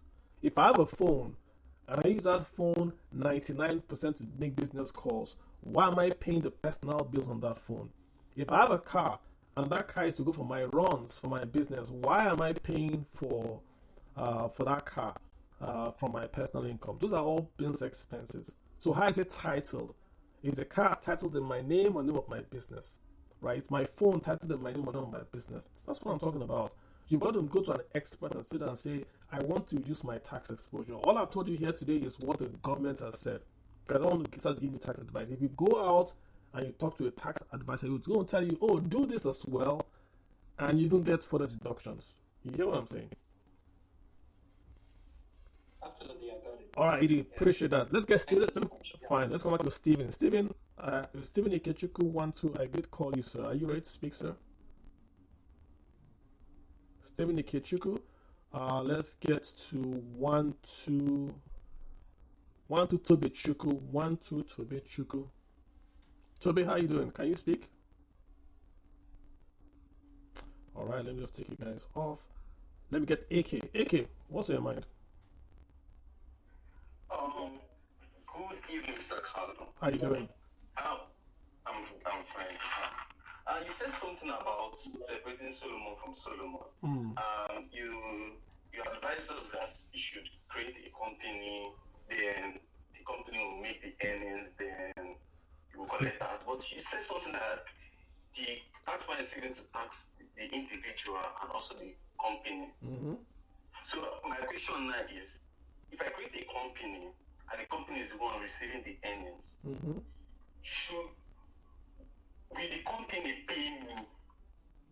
Yes. If it's a one-man business, Yes. the company will pay me. It should be a salary. Yes, now. Yeah, you can get a salary from the company. You can borrow from your company. You can draw from your company. Your company is a separate person. So let's say I was in the business of making skits. I was like what's his name? I was like Sabinus. Yeah, I was like Teller. I wouldn't do any business in the name of Teller or Sabinus. I would register a company, Sabinus PLC or Sabinus Limited.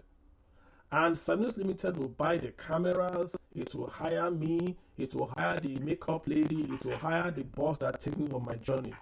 So any check I receive goes to Sabinus Limited. Sabinus Limited pays me a salary. So all the expenses that I make, all the cars that I buy, everything I'm buying is owned by Sabinus Limited. I get a salary. I pay my salary. I pay tax on my salary. I buy my pension. Who is paying my pension? Sabinus Limited. Who is buying my NHIS? Sabinus Limited. Who is giving me guarantee to borrow the loan? Sabinus Limited. Who is paying the insurance? Sabinus Limited. I'm an employee of Sabinus Limited. So I can pay additional voluntary contribution.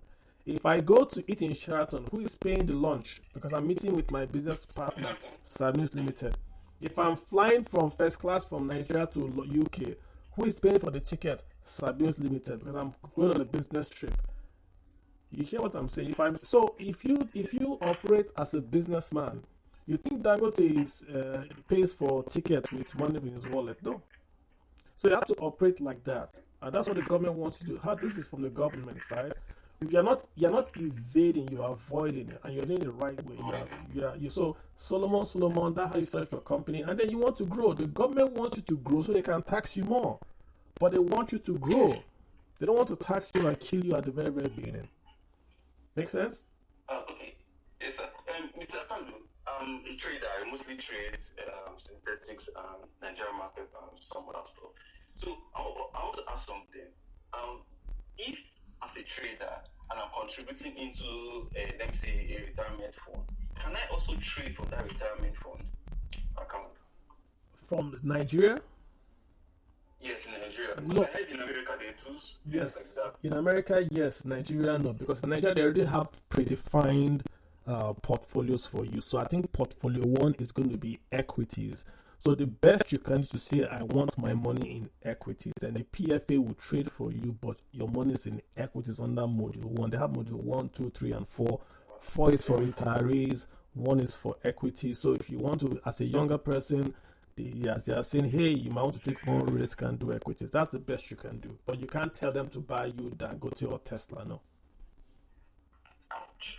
Okay. And another thing, look at this military place that's Nigeria. That means they have to file tax also. Everybody earning income in Nigeria has to file tax. Whether you earn 1 naira or you earn 1 billion, you have to file tax. The issue is, would you pay tax on your filing? That's how you want to know, yeah. But everybody has to file a tax now. Mm-hmm. Okay. All right, That's fair.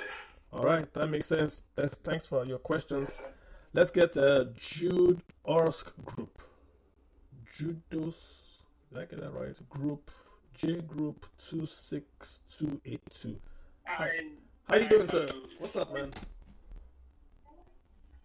Hi, can you hear me? Yes, I can.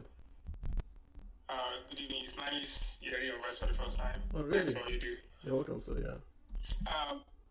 I'm a non-personnel order rank. How does this tax reform affect me? Well, you're a government employee, so you're still going to pay taxes. I think you're still going to get your deductions and all that, just like any other person. Is there any special thing for the armed forces? I'm thinking in my head. I honestly, I think I read something, but it doesn't hit me yet. If you give me, I will try it. I don't think I read anything that is different for you guys. I know where it's different from you is your eligibles have different means. Like, for instance, your pension is different, right? You guys used to pay contributory, now it's no longer contributory. So I'm not sure how you can reduce your taxes by making a pension, because you don't get contributory pension. You follow what I'm saying?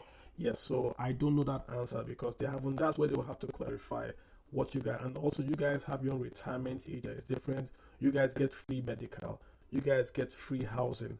So you don't get any 500,000 naira rent defense. So for the armed forces, that's a different animal that this does not apply to, because nothing in this scheme relates to you guys.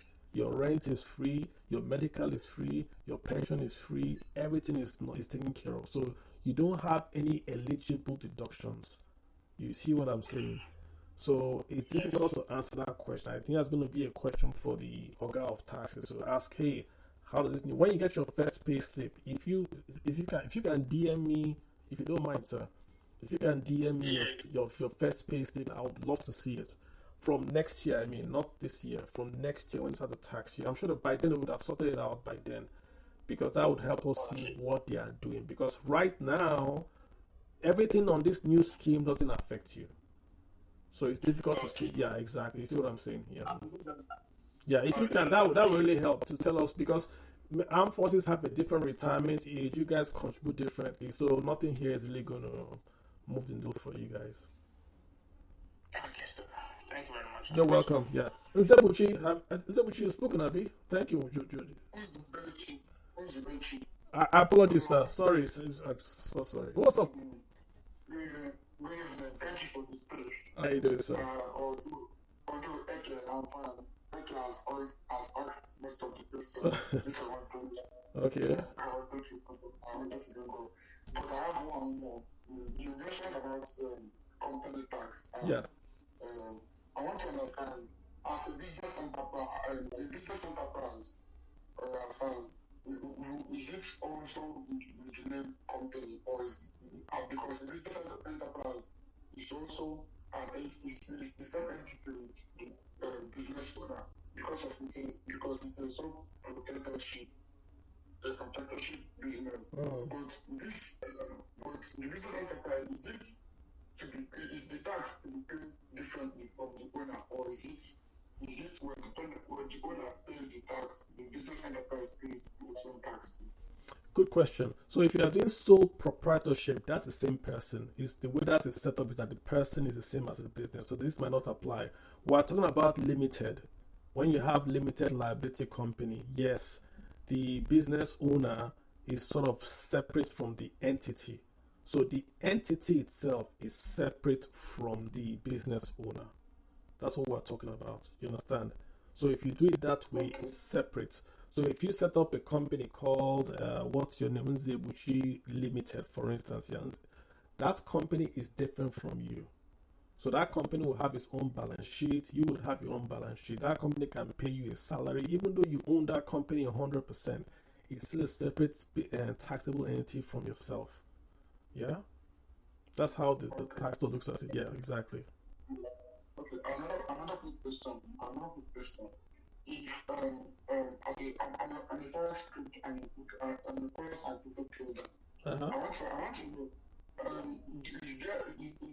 is the tax income also related to forex and crypto trading? Yes, you will pay tax on forex trading and on crypto gains as well. There's no exemption. If you make money when you buy and sell forex, you've created a tax event that the government will tax at the end when you file your taxes. Correct? Unless you apply your deductions. That's correct. Okay. Thank you very much for the teachings and the economic teaching, the policy teachings you have been doing. I really appreciate it. I'm learning a lot from you. Thank you, sir. Really appreciate it. I've also shared something on YouTube. This whole exercise I've talked about is on YouTube. I've already showed up. Yeah, that is very, very good. It's 45 minutes. Try to walk us through the individual. So that will also help you as well if you do that as well. Yeah. Thank you very much. Thank you. Have a good day. Ademola, how are you doing, sir? Yeah, good evening, Mr. Carlos. Thank you so much for the teachings tonight. You're welcome, sir. I have a couple of questions. I don't know if some have been asked. Okay. I'm quite naive on these teachings, and some of my questions might sound a bit, please forgive me. Okay. So the first question is, let's say you are a salary earner, either in the private space or in the government space. At source, your tax has been removed. Are you still going to pay a personal income tax after tax removal at source? No. That's my first question. No. That's question one. Do you mind me answering? Then you go ahead. Okay. Guys, I tend to forget those questions. Yeah. So when you file your taxes, that's when you put tax already removed. You understand? So let's say you get paid January to December, and every month they remove your salary a bit. But when you file tax, you're going to say total income was 10, total deductions was this, how much I bought for pension was this. Then you pay the final whatever. You can pay tax in advance if you want. You can pay at that time. Yes. So it sort of evens out. Yes. Okay, sir. Thank you, sir. The second question is, let's say you have some of your money in, let's say, piggy bank, for example, and sometime next year you are moving your money from some of these fintechs back to your main account. Would it be taxed? No, that's not income. So you earned 100,000 naira. That's income, Abi. You move that 100,000 naira to PiggyVest. That's not income. It's just money you've already moved to PiggyVest. You now move 20,000 naira to buy crypto. You move that money from crypto, the same 100,000 from crypto back to your bank. The same 100,000. You've made no loss, you've made no gain. There's no tax on it because there's no loss or gain. It's just the same money that already came in and you tax that's already been there. That's what's going on. Okay. The third question is, let's say you share an apartment with someone.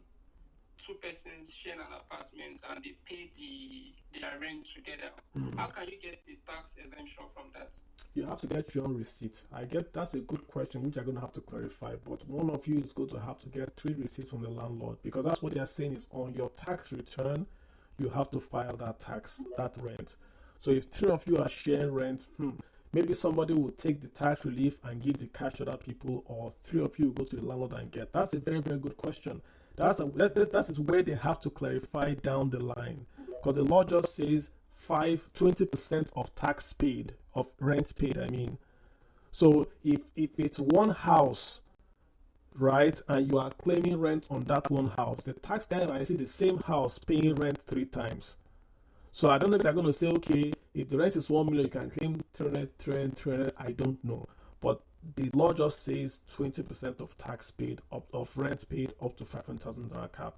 But that's what I think would happen. So I would say if you are sharing that rent, the landlord is aware, get 3 separate receipts so you can file your own. That's what I would advise. If it's not something you're doing without the landlord being aware, it might be that one person will claim that tax relief, maybe give you guys the money, maybe. Okay. And do you think that this tax is going to discourage people from keeping their money in the banks? For example, people that do large scale business in cash, let's say they do buying and selling of, let's say, cows, for example, and they deal more with cash, and they exceed the 800,000 per annum. Is it going to, don't you think it's going to deter them from keeping their money in the bank where they cannot be traced, they don't have a tax ID, and all their money is in cash transactions? So remember that the 800,000 is income, not turnover. Income. So if you are doing a business, right, what did you make? Not the turnover. What did you make is the 800. The business can make $1 billion, but your own income is 500,000, right? That's one. Number two, are you going to be comfortable keeping 500 million outside the bank? What if it gets stolen or rain falls? So it's your risk. If you think you want to go dark economy, that's a risk that you are taking because that money could get lost. That's what I would say. So there's a reason why banks exist. There's a reason why banks exist. Yeah. Okay, because some people already do that, especially the northerners where they don't do too much of commercial banks. They deal more with cash, and their annual salary or their annual income exceeds this tax threshold. So what's going to happen? The tax guy is saying that they're going to start to send you people what they call best of judgment. Let's say you're a barber in Surulere. They will say barbers in Surulere are paying tax of 30,000. But you have not filed the tax, so they will send you a bill for 50,000. So that you come and file tax. If that cow guy in Yobe is not paying tax, but the cow guy in Katina, the cow guy in Kano has paid a tax, government will say, okay, Yobe paid 1 million, the Katina paid 1.2. We're going to send that guy 2 million. So that's what they call best of judgment. They will assume the taxation because you haven't filed, but others have filed. So they will send you that. So that's why I'm saying, try not to this year. Don't try and say, I'll dodge. Oh, it's like, no, it's not the same as before. These people are serious. So know how to reduce the taxes is better than saying, oh, let me go and hide. No. Okay, so eventually everybody will be forced to have a tax ID. Well, they are going to the US system. Even in the US, IRS is very, very powerful. People still hide. But if the IRS catches you, you are in trouble. You are in big trouble. Because they can do and undo. So you don't want to be the guy that is running away from the Nigerian Revenue Service. I mean, you're not going to import things. You're not going to get a house. Very soon you'll link everything up. Before a landlord rent your house, they will say, bring your tax ID. So things like that. So it's difficult. I would say, it's easier to reduce your taxable income and pay less taxes and file than say I won't file and hide. It's more, the risk is more. The last question. Let's say someone is doing 2 jobs and decides that, the first job, they pay me via my bank account, and then the second job, maybe cash, and maybe he tells them that they should say he's a volunteer at the workplace. What do you think about that? It doesn't matter. You still get, whether you're a volunteer, or you are a staff, you're a founder, what are you earning from that place? That's all that we're interested in. What are you earning from that place? Whether you are cash, crypto, they are paying you with a cow, they are paying you with maize. Are they paying you? Yes. Is it income to you? Yes. Pay tax. Okay. Doesn't matter how many companies you work for. If you work for 2 companies, Nigeria doesn't allow you to work for 2 or 3 companies, but you can work for a company, then work for yourself. You're earning income from both. You pay tax on both. Yeah. Thank you very much, sir. Perfect. Jedediah, how you doing? Guys, we spent about... Good evening, sir. Fine, Jedediah. We spent about nearly 2 hours talking taxes. Great questions. I want to stay as long as possible. I know I will leave definitely in an hour, but I'm just going to stay as long as possible to take a lot of questions. I know it's a very, very I want to make sure you guys understand this topic, right? So I'll stay for an hour and I'll go. Just make that point out there. Gretix, I'm trying to add you. Gretix, I'm not adding. I'm not sure what's going on. Jedediah, please go ahead. Okay, yeah, good evening. So my question is, I think you answered a part of it from the last person that spoke, but I want to be specific. So in an organization where they have, say, over, 10,000 staff, I'm talking as regards this tax. So, now that we don't have the normal, the CRS for the tax relief again, is now 20% of rent that is the tax relief. So in an organization where we have like over 10,000 staff, are you going to request from each employee their rent receipt, or you are going to use an assumed amount for the calculation of the CRS? No, it's for you to file your rent relief. The government has said that if you file a rent payable receipt, you get a 500,000 maximum allowance. So if there are 1 million, file a million receipts. That's what they are saying. If you don't file that receipt, you have no deduction, none. And if you look at the example I shared from the term sheet, if you don't file the rent, your tax goes up because you are not protecting the total. There's no top line deduction. So if you pay rent, make sure you get a receipt and you file that receipt to get your allowance. That's just the summary. There's no way you can avoid it. Make sure you get a receipt if you pay rent. If you own your own home, I'm sorry, you're not gonna get any allowance. Yeah. Okay, so what I'm saying now is, in an organization like that, in a structured organization, they work with payroll structure, right? Sorry to bring you like a little bit back because I just joined the call. So are you talking about filing of the personal income tax or the one that your employer filed for you? That's when you need to file the rent receipt, because in a structured organization they have a payroll structure, right? And say per cadre, there's an amount that is being paid per cadre. So I'm saying the relief now. Are you going to assume the relief on the structure for each cadre? Yeah, that's where they're going to have to clarify. What they've said is that the rent is 500,000. So let's say you work for Nigerian breweries, or I don't know who can we use that gives you maybe a flat in Yaba. You live in that flat in Yaba, right? That's a benefit in kind. So that's not rent, right? If you are paying rent, the language is if you are paying rent, that rent you are paying, you can get the relief. So if your company is giving you free housing, you are not paying rent, so that you are out of the equation completely. So if you work for Army, Air Force, Navy, CBN, those guys that have quarters in Abuja and you're living in the Abuja quarter, you can't claim that allowance because you're not paying rent. But where you pay rent, where is your company that is paying or you that is paying, when you file the taxes or your company files the taxes, they will reduce that filed taxes by 500,000 if that's the maximum of 20% of your housing. That's how I'm trying to answer it. For now, that's what we know for now. Does that make sense, sir? Okay, thank you.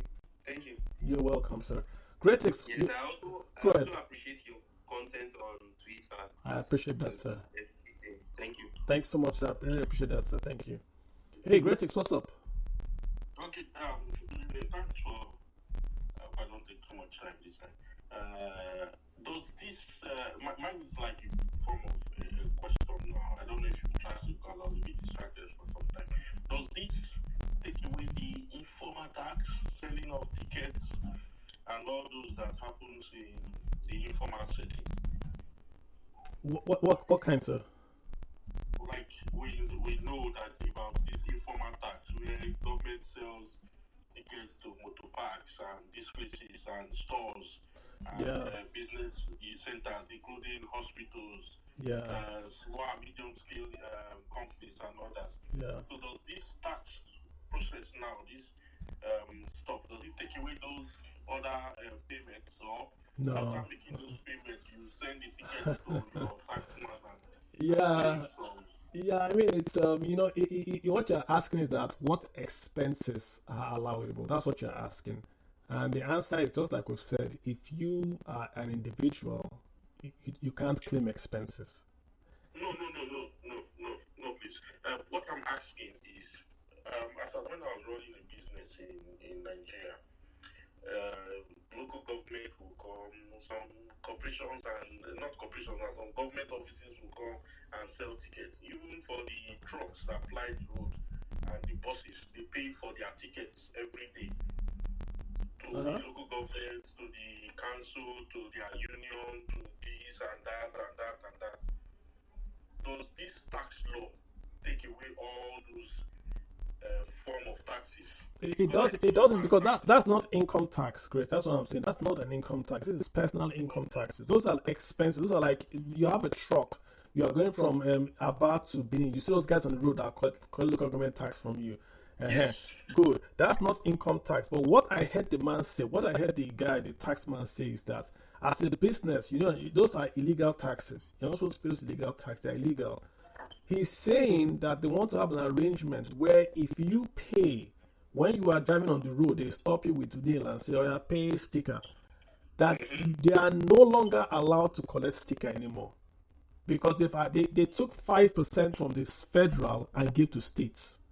And that 5% is what you want used to cover all these illegal stickers, taxes. So if you are driving on the express road, they stop you and make you to pay sticker. He says, take the whole stickers, go to the Nigerian Revenue Office in your state, give them the sticker, they will refund you the sticker money you paid, then they will debit the state that charged you that sticker. So the idea is that the state will now be forced to stop those boys from being on the road anymore. Because if you pay, you get the refund, the state loses its income. That's what they want to do. If they do it, it will solve it. But it's not personal income. This is 4 bills all in once. All we're talking about here is just the Thank you. You're very welcome, sir. All right, excellent. Let me one more time. Chimasam, one more time for you. Just checking if you're in here. Otherwise, Ayokule, welcome back. Did you have a follow-up question? Ayokule, okay. EBS, EBEZZ, Ezema_son. How you doing, sir? Good evening, sir. How you doing today? I'm good. Thank you for everything you have been doing. Thank you. Yes. So I just asked a question. It's about a question that was asked that time about explanation of the people selling cattle, doing cattle business, especially in the north. Like most of them operate in informal sectors. Their business are not really started. So how can these tax authorities know them and say, okay, this is what we will tax you? Because most of them are just uneducated people who don't know more about that. So how can they be fined? How can they know them to tax them? Let's not go too much into that, because it's not really change anything for us. Let's focus on what we can control. How the government is going to find those guys out, we can't change that. What I know is that they are planning a few integrations in Nigeria. For instance, if you are going to import stuff or to do anything with the government, they are going to make you show your tax ID. So if they start to make you show tax ID, they're already getting you, because how many of us can do things without buying fertilizer? If those guys are talking about, they buy things, they pay for land duty, they pay for trekking fee for their cattle, all that kind of stuff. They pay for immunization. They're going to start to ask them, hey, pay for this, pay for that. So I don't want us, let's not focus on what we can't change. That's for the government to do. But the point I'm trying to make is this, right? Try not to follow the I want to hide approach. And I get I'm a Nigerian. I get it. We don't really trust the government with our money. But they're a bit more serious this time. That's why I'm emphasizing that it's easier for you to reduce your taxes by buying the deduction, because it's your money. Instead of paying the government a tax, you can take that same money and do additional voluntary contribution. It's your money. It's just deferred consumption. That's the point I'm making, sir. Does that work, sir? Thank you, sir. I understand. Yes, sir. Excellent. Augur, let's get Augur. A-U-G-U-R. Not pronounce that. A-U-G-U-R. Augur. Did I get that right? I am Mr. Solomon. Yes, I can hear you. Good evening. Go ahead. Yep. Okay. So, I'm trying to understand more about the tax avoidance. I hope that's not a crime, right? Yeah, it's not a crime, no. Tax avoidance is legal. Tax evasion is illegal. Yes. Okay, so if I have a business and then I decide to pay myself minimum wage, which does not qualify to the tax clearing, and then give bonuses, like like let me say travel allowance and all those other ones, which balances up to an amount or results to an amount that is equal to a taxable sum. Does that qualify as avoidance or evasion? So ask the question again. You say you have a company, you pay yourself salary, that's legal. So what's the problem? Yes, but the salary is minimum wage. Then I now decide to go extra mile by giving myself bonuses in terms of travel expenses, like allowances, travel allowance. Is it if it's a company, yes, and you are paying yourself an allowance to go to look for business, and that expense is wholly necessary, exclusive to the generation of income for your business, is legal. Now, I'm asking if that allowance is equal to the taxable amount per annum. Let me say, like per annum, it amounts to 24 million. Is it taxable?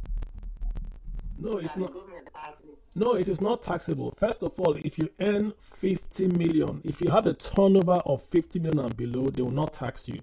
But let's say you earn 100 million. So 50 million is going to be taken away. So your taxable income is now 50. These expenses, whatever expense you want to quote, the government is asking you certain questions. Is that expense wholly? Is that expense exclusive? Is that expense necessary? Is that expense reasonable to the generation of income for the company? If the answer is yes, you can claim it. That's what I'm saying, sir. Okay. In that case, I don't actually need to kind of give allowances in order to reduce my taxable income, because I was thinking of like a situation whereby a business owner can use allowances to reduce the taxable income for the business. That is before tax. Yeah, but I'm answering your question, but you're not listening to me. Any expense whatsoever that qualifies as wholly exclusive, necessary, and reasonable can be used to reduce the expenses of the business. Sorry, to increase the expense of the business, which would reduce your taxable income. That's what I've answered. Yes. Sorry, again, I need to now be clear on a personal income tax. Now, that doesn't qualify as an income tax, so the government won't tax that on a personal level. I'm not sure I understand your question. So you pay personal income tax as a person, company income tax as a company. What's the question? Now, the company has a turnover of 70 million per annum. Now, and it's supposed to pay, okay, that's the profit. Now, me, as an executive, I decided to pay myself minimum wage in order to avoid personal income tax. But then I also, by virtue of allowance, have gained like 12 million per annum. Now, which qualifies as tax, which doesn't qualify to be taxed for the company or from the company. Now, it is going to my own account. Now, what I'm asking is, will the government tax me based on that those allowances? I apologize. I don't understand what you're asking. Let me try to make it as simple as I can, sir. So when you have a turnover, if you have a turnover, sir, your turnover is just turnover. You have expenses. You can use your expenses to reduce your taxable income. If you don't have any expenses, your turnover becomes your taxable income. So if you make 100 naira turnover, your taxable income is 100 naira. But if you used 50 naira to buy goods that you sold to make 100, that 50 naira you can deduct from your turnover, which means that your taxable income will now become 50 naira, not 100. The government is simply saying that expense you want to use to reduce that turnover is got to be wholly reasonable, exclusive, and necessary. That's all they're saying. If it matches those four and you paid VAT, you paid import duty, it's not a related transaction, deduct it. That's what they're saying. So let's move on. Let's get to Vinny. Vinny, you got the floor. Go ahead. Thank you, sir. Okay, good evening, Mr. Kalu. Thank you for the opportunity. So I just want more clarity. I think somebody has asked a similar question. I've worked in the private sector all my life, and in most cases, these organizations do tell you that they are paying taxes on your behalf. So, but at the end of the day, you don't know if they are remitting these taxes or not. For my case, I've not had any cause to worry or go start making any research. I get to any organization, submit my tax ID. I don't go back to know if they are remitting these taxes or not. So since they have been doing this on our behalf, currently I'm in the banking sector, and I think the payment is after deductions of the tax.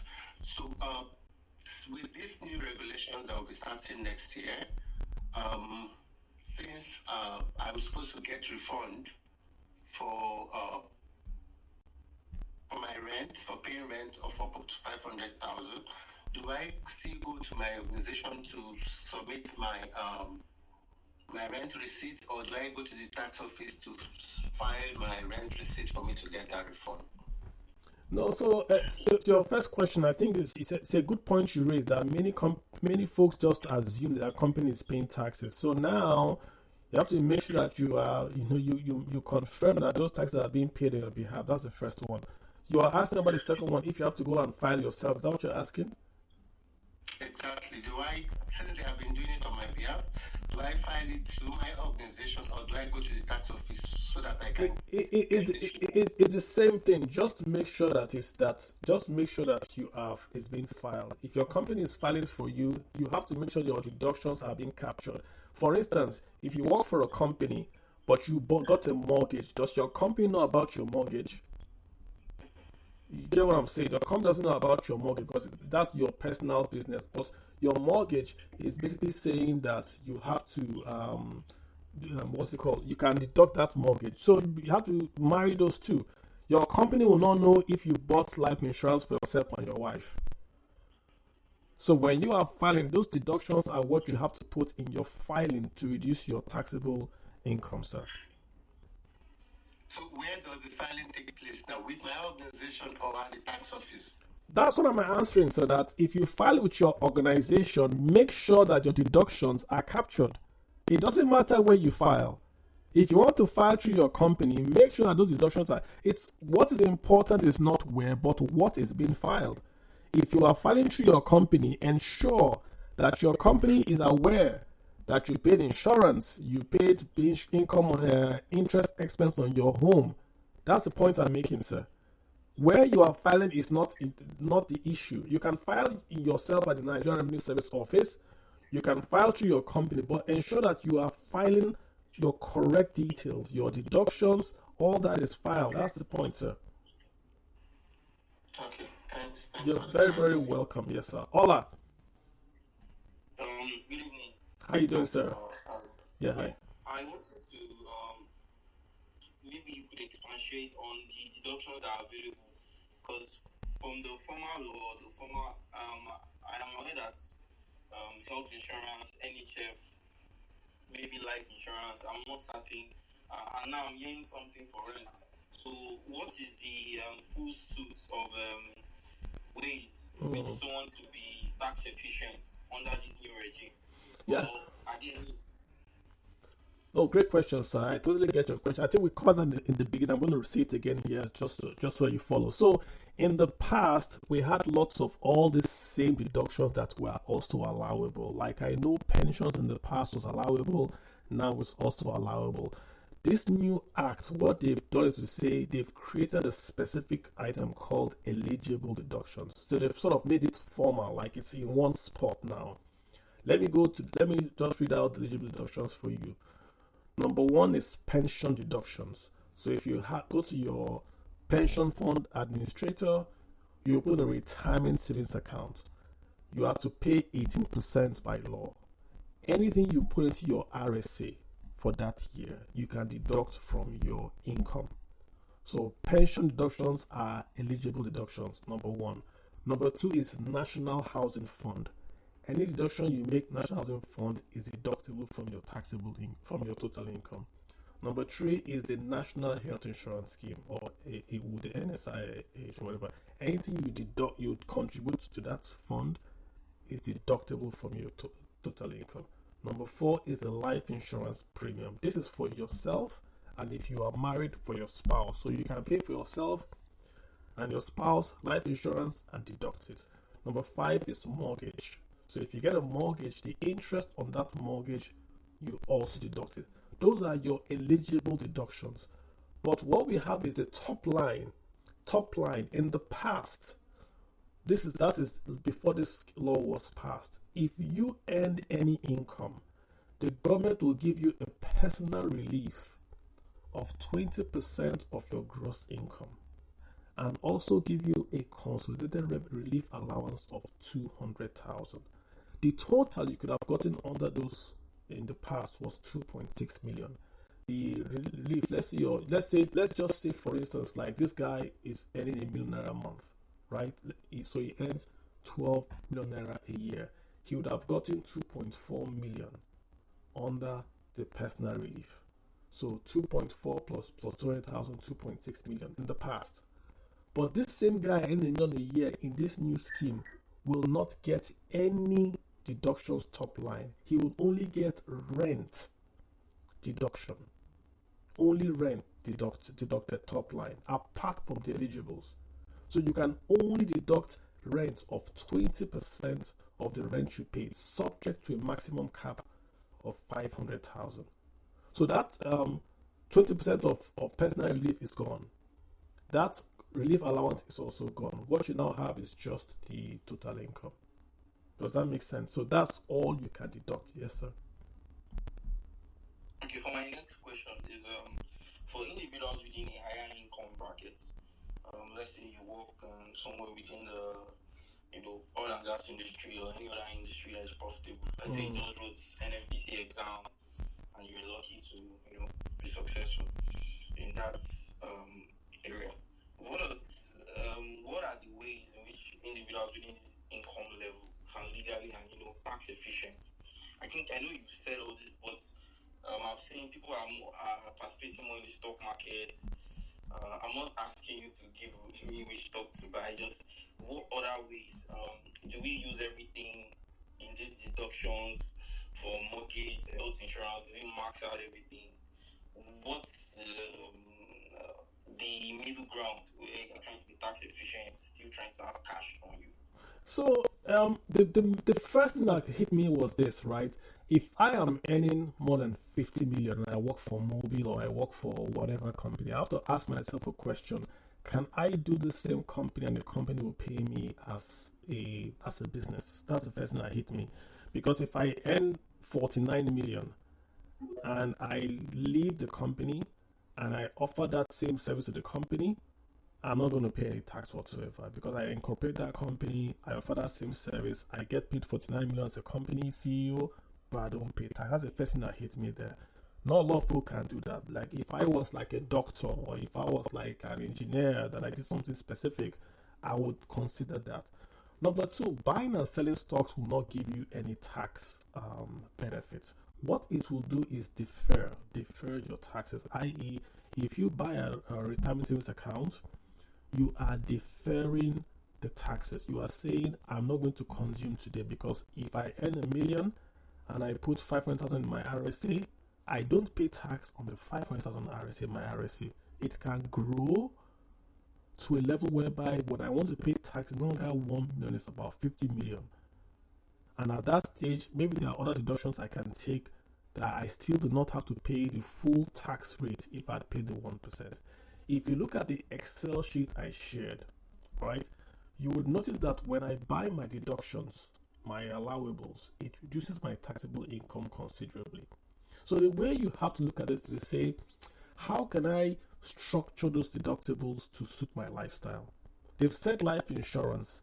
Can I buy life insurance abroad in dollars? They haven't clarified that. They've said I can buy NHIS. Must I buy Nigerian Life Health Share? Can I buy Bupa? They haven't clarified that. They said mortgage. Okay, mortgage. What kind of mortgage? If I buy a 5-bedroom, a duplex, and I want to stay in one and rent out the other 5, is that whole mortgage allowable to me? Those are the things that we're going to answer as we go along. This is just the first year, and I assure you, in the next 2 years, there's going to be a review of the tax law because many things will come up. Does that mean if I own 10 homes, can I deduct the whole 10 homes mortgage from my income? Can I do that? I don't know, because we don't know the answer to that yet. So what I'll say is that, tax professionals are the ones that will give you what you're asking for, will tell you, do it this way, do it that way, so you don't pay tax. And those guys will charge you some money. What I'm trying to do is just to give you the basic understanding that is insane. Number one, we've removed your 20% relief. If your relief has been removed, to get any relief, you have to go and buy it. Many people don't know this. So they're going to wake up tomorrow and be like, my tax has gone up. Your tax has gone up because you haven't replaced that 20% relief with life insurance or RSA or NHIS. You see what I'm going to be? Many people don't know this. They're just going to say, government has increased my taxes. No. Government has changed the way they tax you. They're saying, we're going to tax you if you don't take an action. But if you change your behavior, you don't pay tax. That's what I'm trying to do in this space. So I can explain to you that you have got to be proactive and change that space. So I work for an oil company and all that. Last point, sir, last piece of advice. Government taxes income. They don't tax assets. So as long as you defer income, you defer taxation. If I take ₦1 million and I buy into an asset that does not pay me income, I'm not going to pay taxes. In America, they do what they call assumed taxes. I'm not sure they do that in Nigeria. But if you don't earn an income and you own the asset, you're not going to pay taxes, if I put it that way. Does that answer your question a bit, sir? Thank you so much. All right, excellent. Love that. We're winding down, guys. Raphael, Zebra, I see you. Let's do Raphael. We'll come to you. Raphael, what's your mind? Raphael, Z-Bro, what's up, man? Can you hear me? I can hear you, sir, loud and clear. What's up?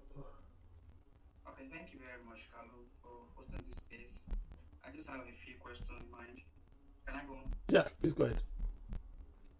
Okay, say you are a freelancer and you want to register a company. You register it as a sole proprietorship or as a limited liability, which we encourage. Limited liability. Okay, limited liability. Okay, so you register with the CAC and you go file with the Nigeria tax revenue, right? Yeah, you go to CAC and register with a company, get an RC number, be limited. Okay, limited liability. Yes. Then would I have to do personal income tax after registering the limited liability? Yes. Okay. Because the company is separate from you. So Raphael and Raphael Limited. Raphael can say Raphael is selling cars, right? So Raphael Limited sells cars. Raphael works for Raphael Limited. Raphael owns 100% of Raphael Limited. So Raphael Limited makes 2 billion turnover. He pays Raphael salary of 10 million a month. Raphael will file personal income tax of 10 million. Raphael Limited will file company income tax of 2 billion. They are two separate people. Okay. So what I mean is that anytime I'm going to file my tax return, it's just for both persons in same place. Yeah, I believe so. No, so in America, when you have what they call an LLC, that's a pass-through. You can file your taxes as a person and also file for the LLC. I've not yet seen the Nigerian one because we've not yet started. Maybe they'll make it such a way that they will ask you, do you own a company? And if you own a company, you can file your taxes same way you filed your personal income tax. But we haven't seen Nigerian own yet. You see what I'm saying? So till we see how Nigeria wants to capture incorporated entities, then we can tell. But for now, we're starting next year. Maybe at that time they will tell us, yeah, this is how you file it. But for now, we don't know. Okay, thank you very much. I still just have just one more question. If it takes the question is that if it takes about next year for this new tax law to come into effect, do I need to start doing documentation of although I've not registered the company, right? I've not registered the company. Do I need to start doing documentation before then or after I register the company? What kind of documentation, sir? Like my revenue and my income. Of course. You just advise me. Yeah, of course. Advise me the limited liability. Yeah, you know what? If you look at when we started this space, I sort of gave a summary and I said the first thing you want to do, and I've said this before, if you have a business, you want to hire an accountant. And if you have a small business, you don't want to pay too much money, go to Polytechnic. 4th-year accounting students can do your accounts for you, right? You want to make sure you have a professional looking at your accounts, your income, your balance sheet, your cash flow statements. Get it ready, get it done, right? And have it on hand.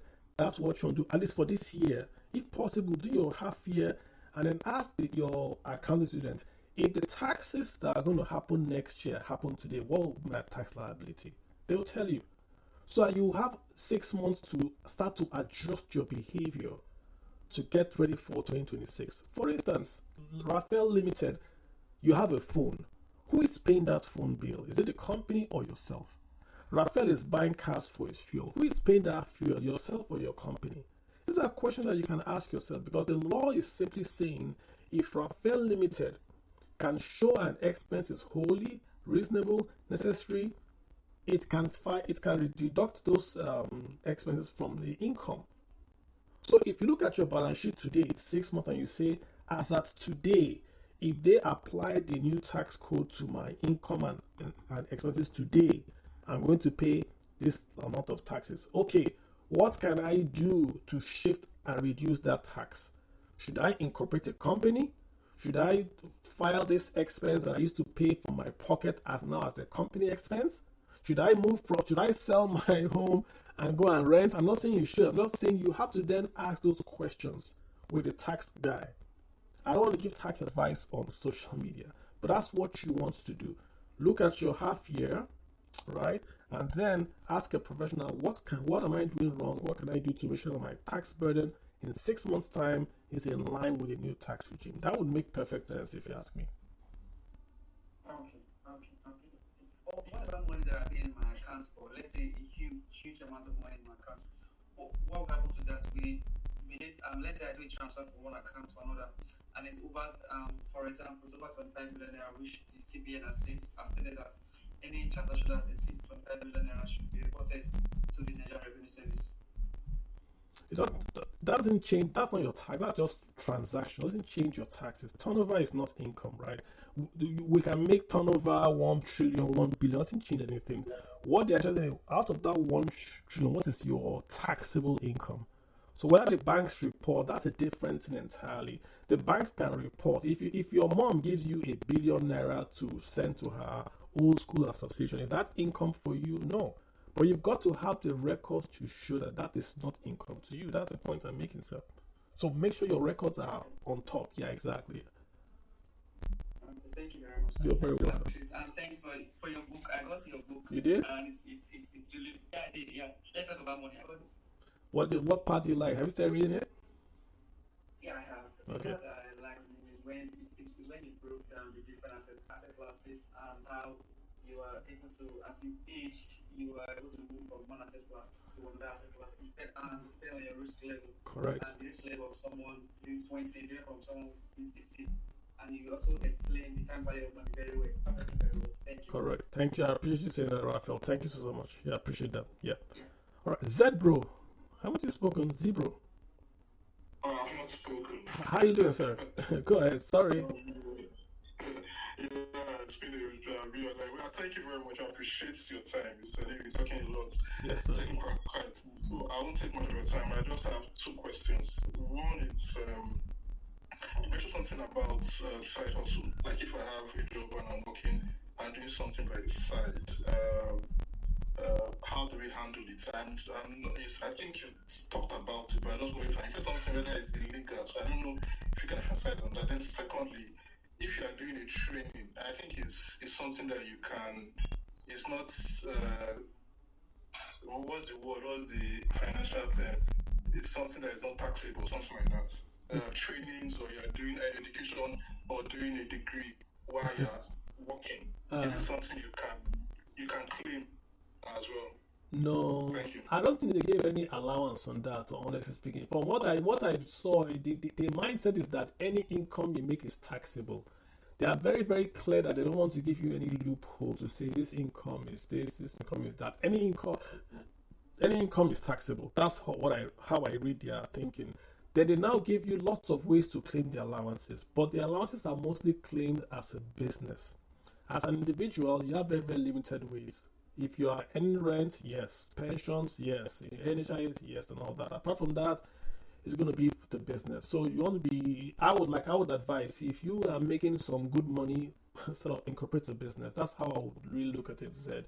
Because they're not ready to, they don't want to give themselves too much work. Okay, like in America, where you say, oh, I earn money from farmland, so therefore it's exempt income. They don't want to go there. They want to make it very simple. You've earned money at B, okay, go and claim the deductions. After you claim deductions, pay us a tax and move on. That's how their mindset is, which is just keeping it very, very simple. Thank you. And the second thing about if you are doing a training or doing like a PMP or this thing, can you claim it? Can you claim it in your tax returns? As an individual or as a company? Either is. No, if you're an individual, you can't claim that because it's not allowable. It's not under pension. You can't claim that. But what if you have a company and then you're an IT guy and you are paying for Python? So I want to go and learn Python. I get on a plane to go to California. I book a hotel in California. I go to Disneyland. I go in the evening. I go for my Python training. I buy my new laptop. I buy a new case. I come back to Nigeria. I can claim all that as an expense because I went to learn Python that would be wholly used, necessary for my business. That's what they are saying. So if you notice, I'm not trying to give you which expense you can claim. I'm not a tax guy. I'm saying whatever expense you want to claim, let it pass that WREN framework. Is it wholly reasonable? Is it necessary? Once it passes that, sure, claim it. So what are the big nuggets today? Go and register a business. That's the big nuggets today. Go and register a business and start to ask yourself, this job I'm doing for my company, if I do it from my company side, is it something like they can pay me? If you don't start asking your boss, I want to go and no, don't do that. If you're working as a banker, what are you going to register? You're going to register a bank? No. But if you're a professional, you have a certification, you have an IT skill, this is basically going to make you an entrepreneur. Because if you pull out of the company, let me stop that. I don't give you advice. Let's Zed, did you get it? Did I answer your question? Thank you very much. Perfect. Gotcha. Sun City, let's do Sun City and we'll take Oxford and we'll call today. Sun City. Sun City. Alright, no worries. Oxford. Yes, thank you. I'm back again. So I just wanted to make a few comments. Sure. So like someone asked you how does it know whether this company is remitting its taxes? So it depends on the difference of what I do. It depends on the state where you are. In Lagos, Ogun, and other states, the Lagos IRS, Lagos State Inland Revenue Service, once you submit your tax ID number to your employer, every month you get an alert. Of course, you will fill your bill. For you to obtain a tax ID, you will fill your public enrollment information. Whenever you fill that. But every month, you get a email notification of that. So amount of money has been remitted as taxes by your company. So you are not going to know whether they are. So the people that are sending you an alert, it's not your payroll. It's not your company payroll. It is the LIRS that will tell you that this amount has been remitted. So you will know. And if you log on to IRS website, you can print your tax statement from their platform. Lagos do that, Ogun State does that, or your state does. I don't know about other states. There are other states that have not automated their process the way Lagos has done. Then secondly, in terms of who files your tax returns, some of the people will capture your tax returns, all the deductibles. So in big corporates like banks, telcos, and oil and gas company, they have a tax unit in their income. So every company has a income, financial control department. So they have a tax unit. So that tax unit is where you buy, if you have what is it called, life insurance, all those deductibles, you submit it to them, your premium, your life insurance quality. You can go to find that year when they ask you to submit all your life insurance policy. You send it to them, that the one that will find anything on your behalf. So some companies file on your behalf. Because some companies, some people, department keeps some kind of personnel to do the file on your behalf. Some other companies, they tend to go and file it by your own self. They will give you have your statement, so you basically know how much you earn per annum. So they give it to you to go and file.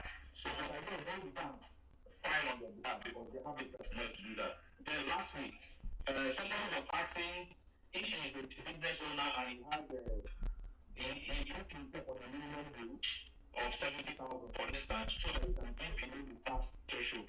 Now he can now use business expense to compensate himself. You can basically do that. There are companies where you can put your minimum, your salary, or your minimum, or your salary, bring that minimum wage threshold. Then you can now, that's what you can now give yourself the transport allowance or other expense. So you can use that business expense to compensate your employee and also file your business expense, but you have to do it. So you can't, when the tax authority see that you are trying to bypass payroll, you are trying to use payroll to bypass tax, they are working on that is where the necessity comes in. So when you can actually use business expense to compensate your senior executives or your directors, you file it as a business expense. It becomes to pay lower taxes. But you can do that, but you need to do that with liquidity and necessity test. So I don't know what to mention. Fantastic, also it's very fantastic. Can you just slow down and explain that file? And because lots of people have asked about that. So when they pay in Lagos, it is Lagos State that is basically sending that notification, not the company, right? Just explain that again. So it's not the company. So I know of Lagos State, I know of Ogun State and Oyo State. These three states have digitized their tax process. So once you have your tax ID, you move from one employer to the other. Let's say you only have a tax ID, you go to job with another company. Once you join with that new company, you drop your tax ID with them, and you are resident in Lagos. That's the criteria. You are resident in Lagos. Once you give them your tax ID, you're not going to pay LIRS. So when you pay your first salary of the month, of course, the time you know whether they have remitted your taxes to the authorities is that you go to the employer notification that so amount of money is like another notification that so amount of money has been paid as tax on your behalf. So once you pay your own pay for that month, you can go back to your offer letter or your paper to see whether the amount your company remitted to the LIRS correspond with your tax, which is your rent, your transportation, and those components that are taxed on your bill, your building and furniture, all of that. So you will see it. So you have to do that. Is comes from your company. It comes from Lagos State inland service. I don't know any state. I don't know which state whether they are automated, but I think I'm aware. They'll send you a notification. Yeah, those are very, very forward-looking states in terms of taxes. I mean, look at the states he has called. Those that they've automated their taxes. You can see who has filed, and it's just amazing that we should have all 36 states doing this. They fought for for what's it called, for VAT sharing. But not all the states are doing what Lagos, Lagos or Enugu, you said. Those are the 3 states, right? Are doing. So, yeah. I hope if you want to get PTA, personal travel allowance, double. If you want to get a PTA or PTA from a bank, part of what you will find in your tax return. Are you? So you can go to the government platform. You can go to the government platform and print that receipt. Yeah. That statement that you can do to file for PTA. Yeah. So it's part of it. So it's very simple. All right. Yeah. So I mean, it's So let me round up. I think Godwill is here, and I think Ayokunle. Did you guys want to speak? I want to round up. Godwill, go for it real quick. Okay, so just I wanted you to help me clarify something. Like for somebody that is starting off, or maybe has been in a business, you're just building the business and you're funding it with your salary, and this tax issue is coming up. How are you going to handle the issue of taxing?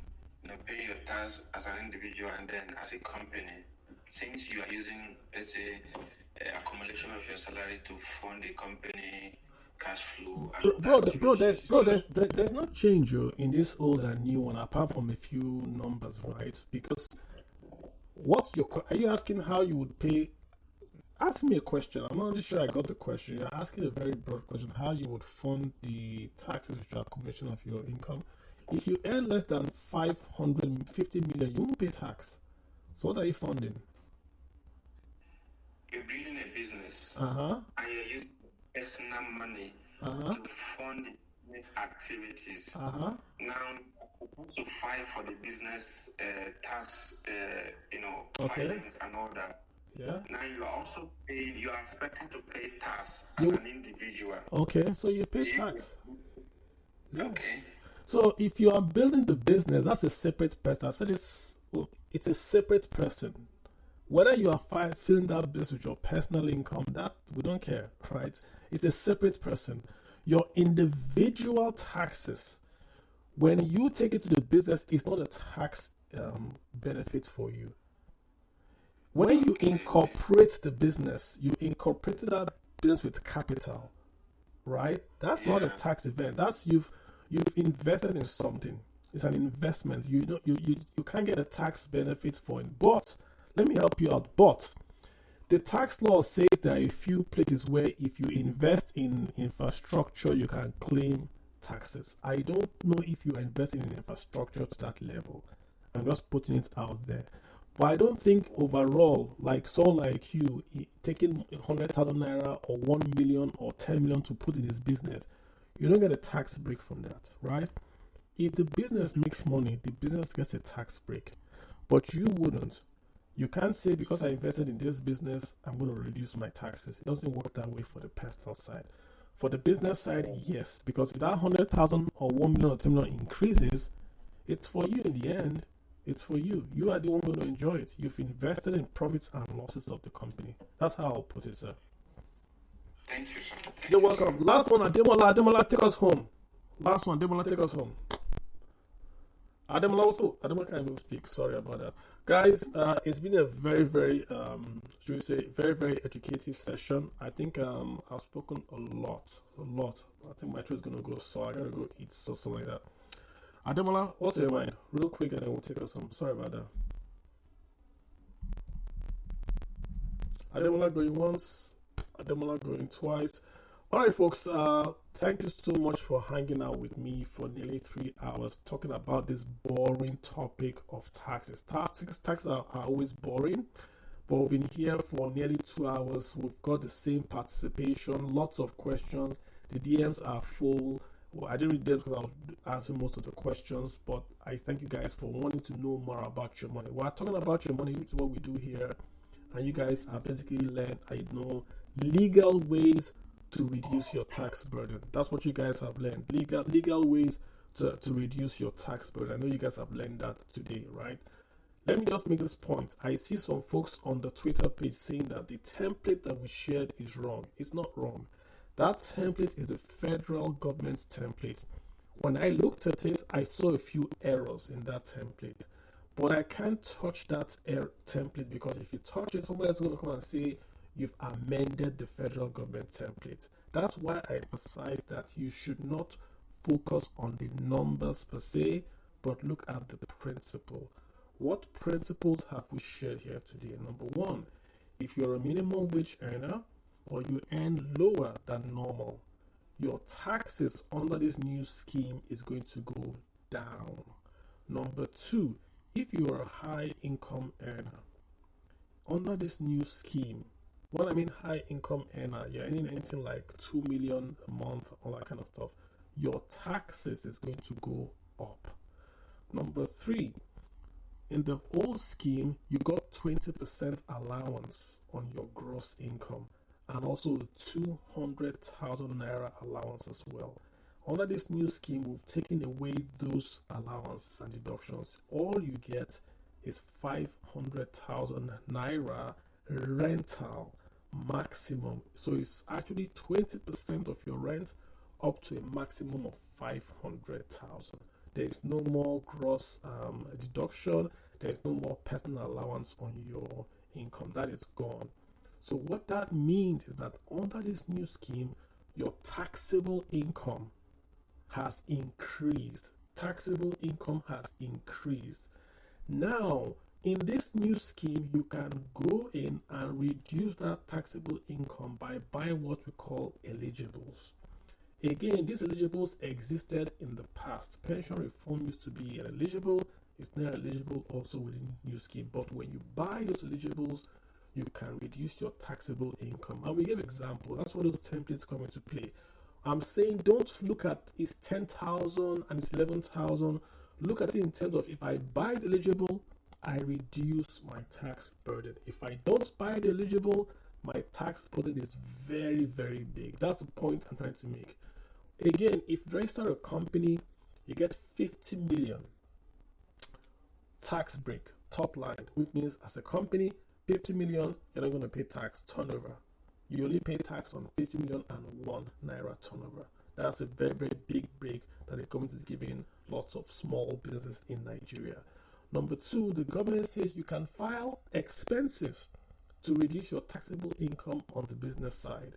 But those expenses have got to be wholly used for the creation of the business.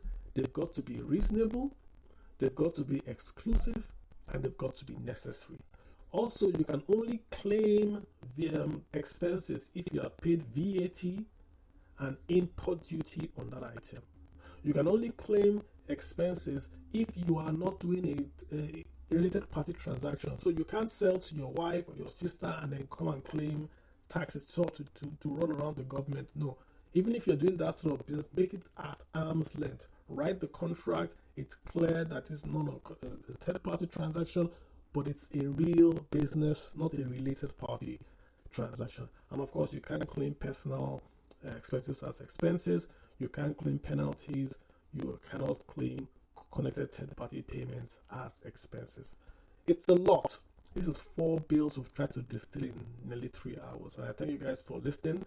What I'll say there, a few nuggets here if you've been paying attention. It's not ethical to give tax advice on social media. It's very, very complicated. But a few nuggets, if you have heard us over 3 hours, we've dropped a few nuggets. The company, the eligibles, how you should run your business. You should go and get an accountant to look at your current business today and ask an accountant, if the tax law is passed tomorrow, what will be my taxes tomorrow?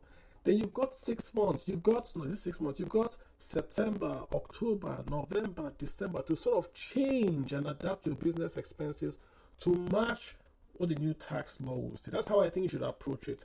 What are my exposures today? And how can I close that exposure in the next 4 months or so? That way, you can legally reduce your tax burden. The government has given you ways to do it. You've got to make sure you do it. On that note, guys, let's call today.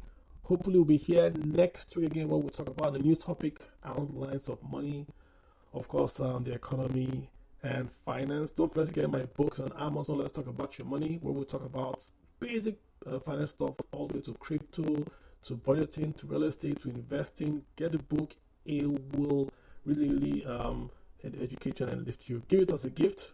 You will not regret it.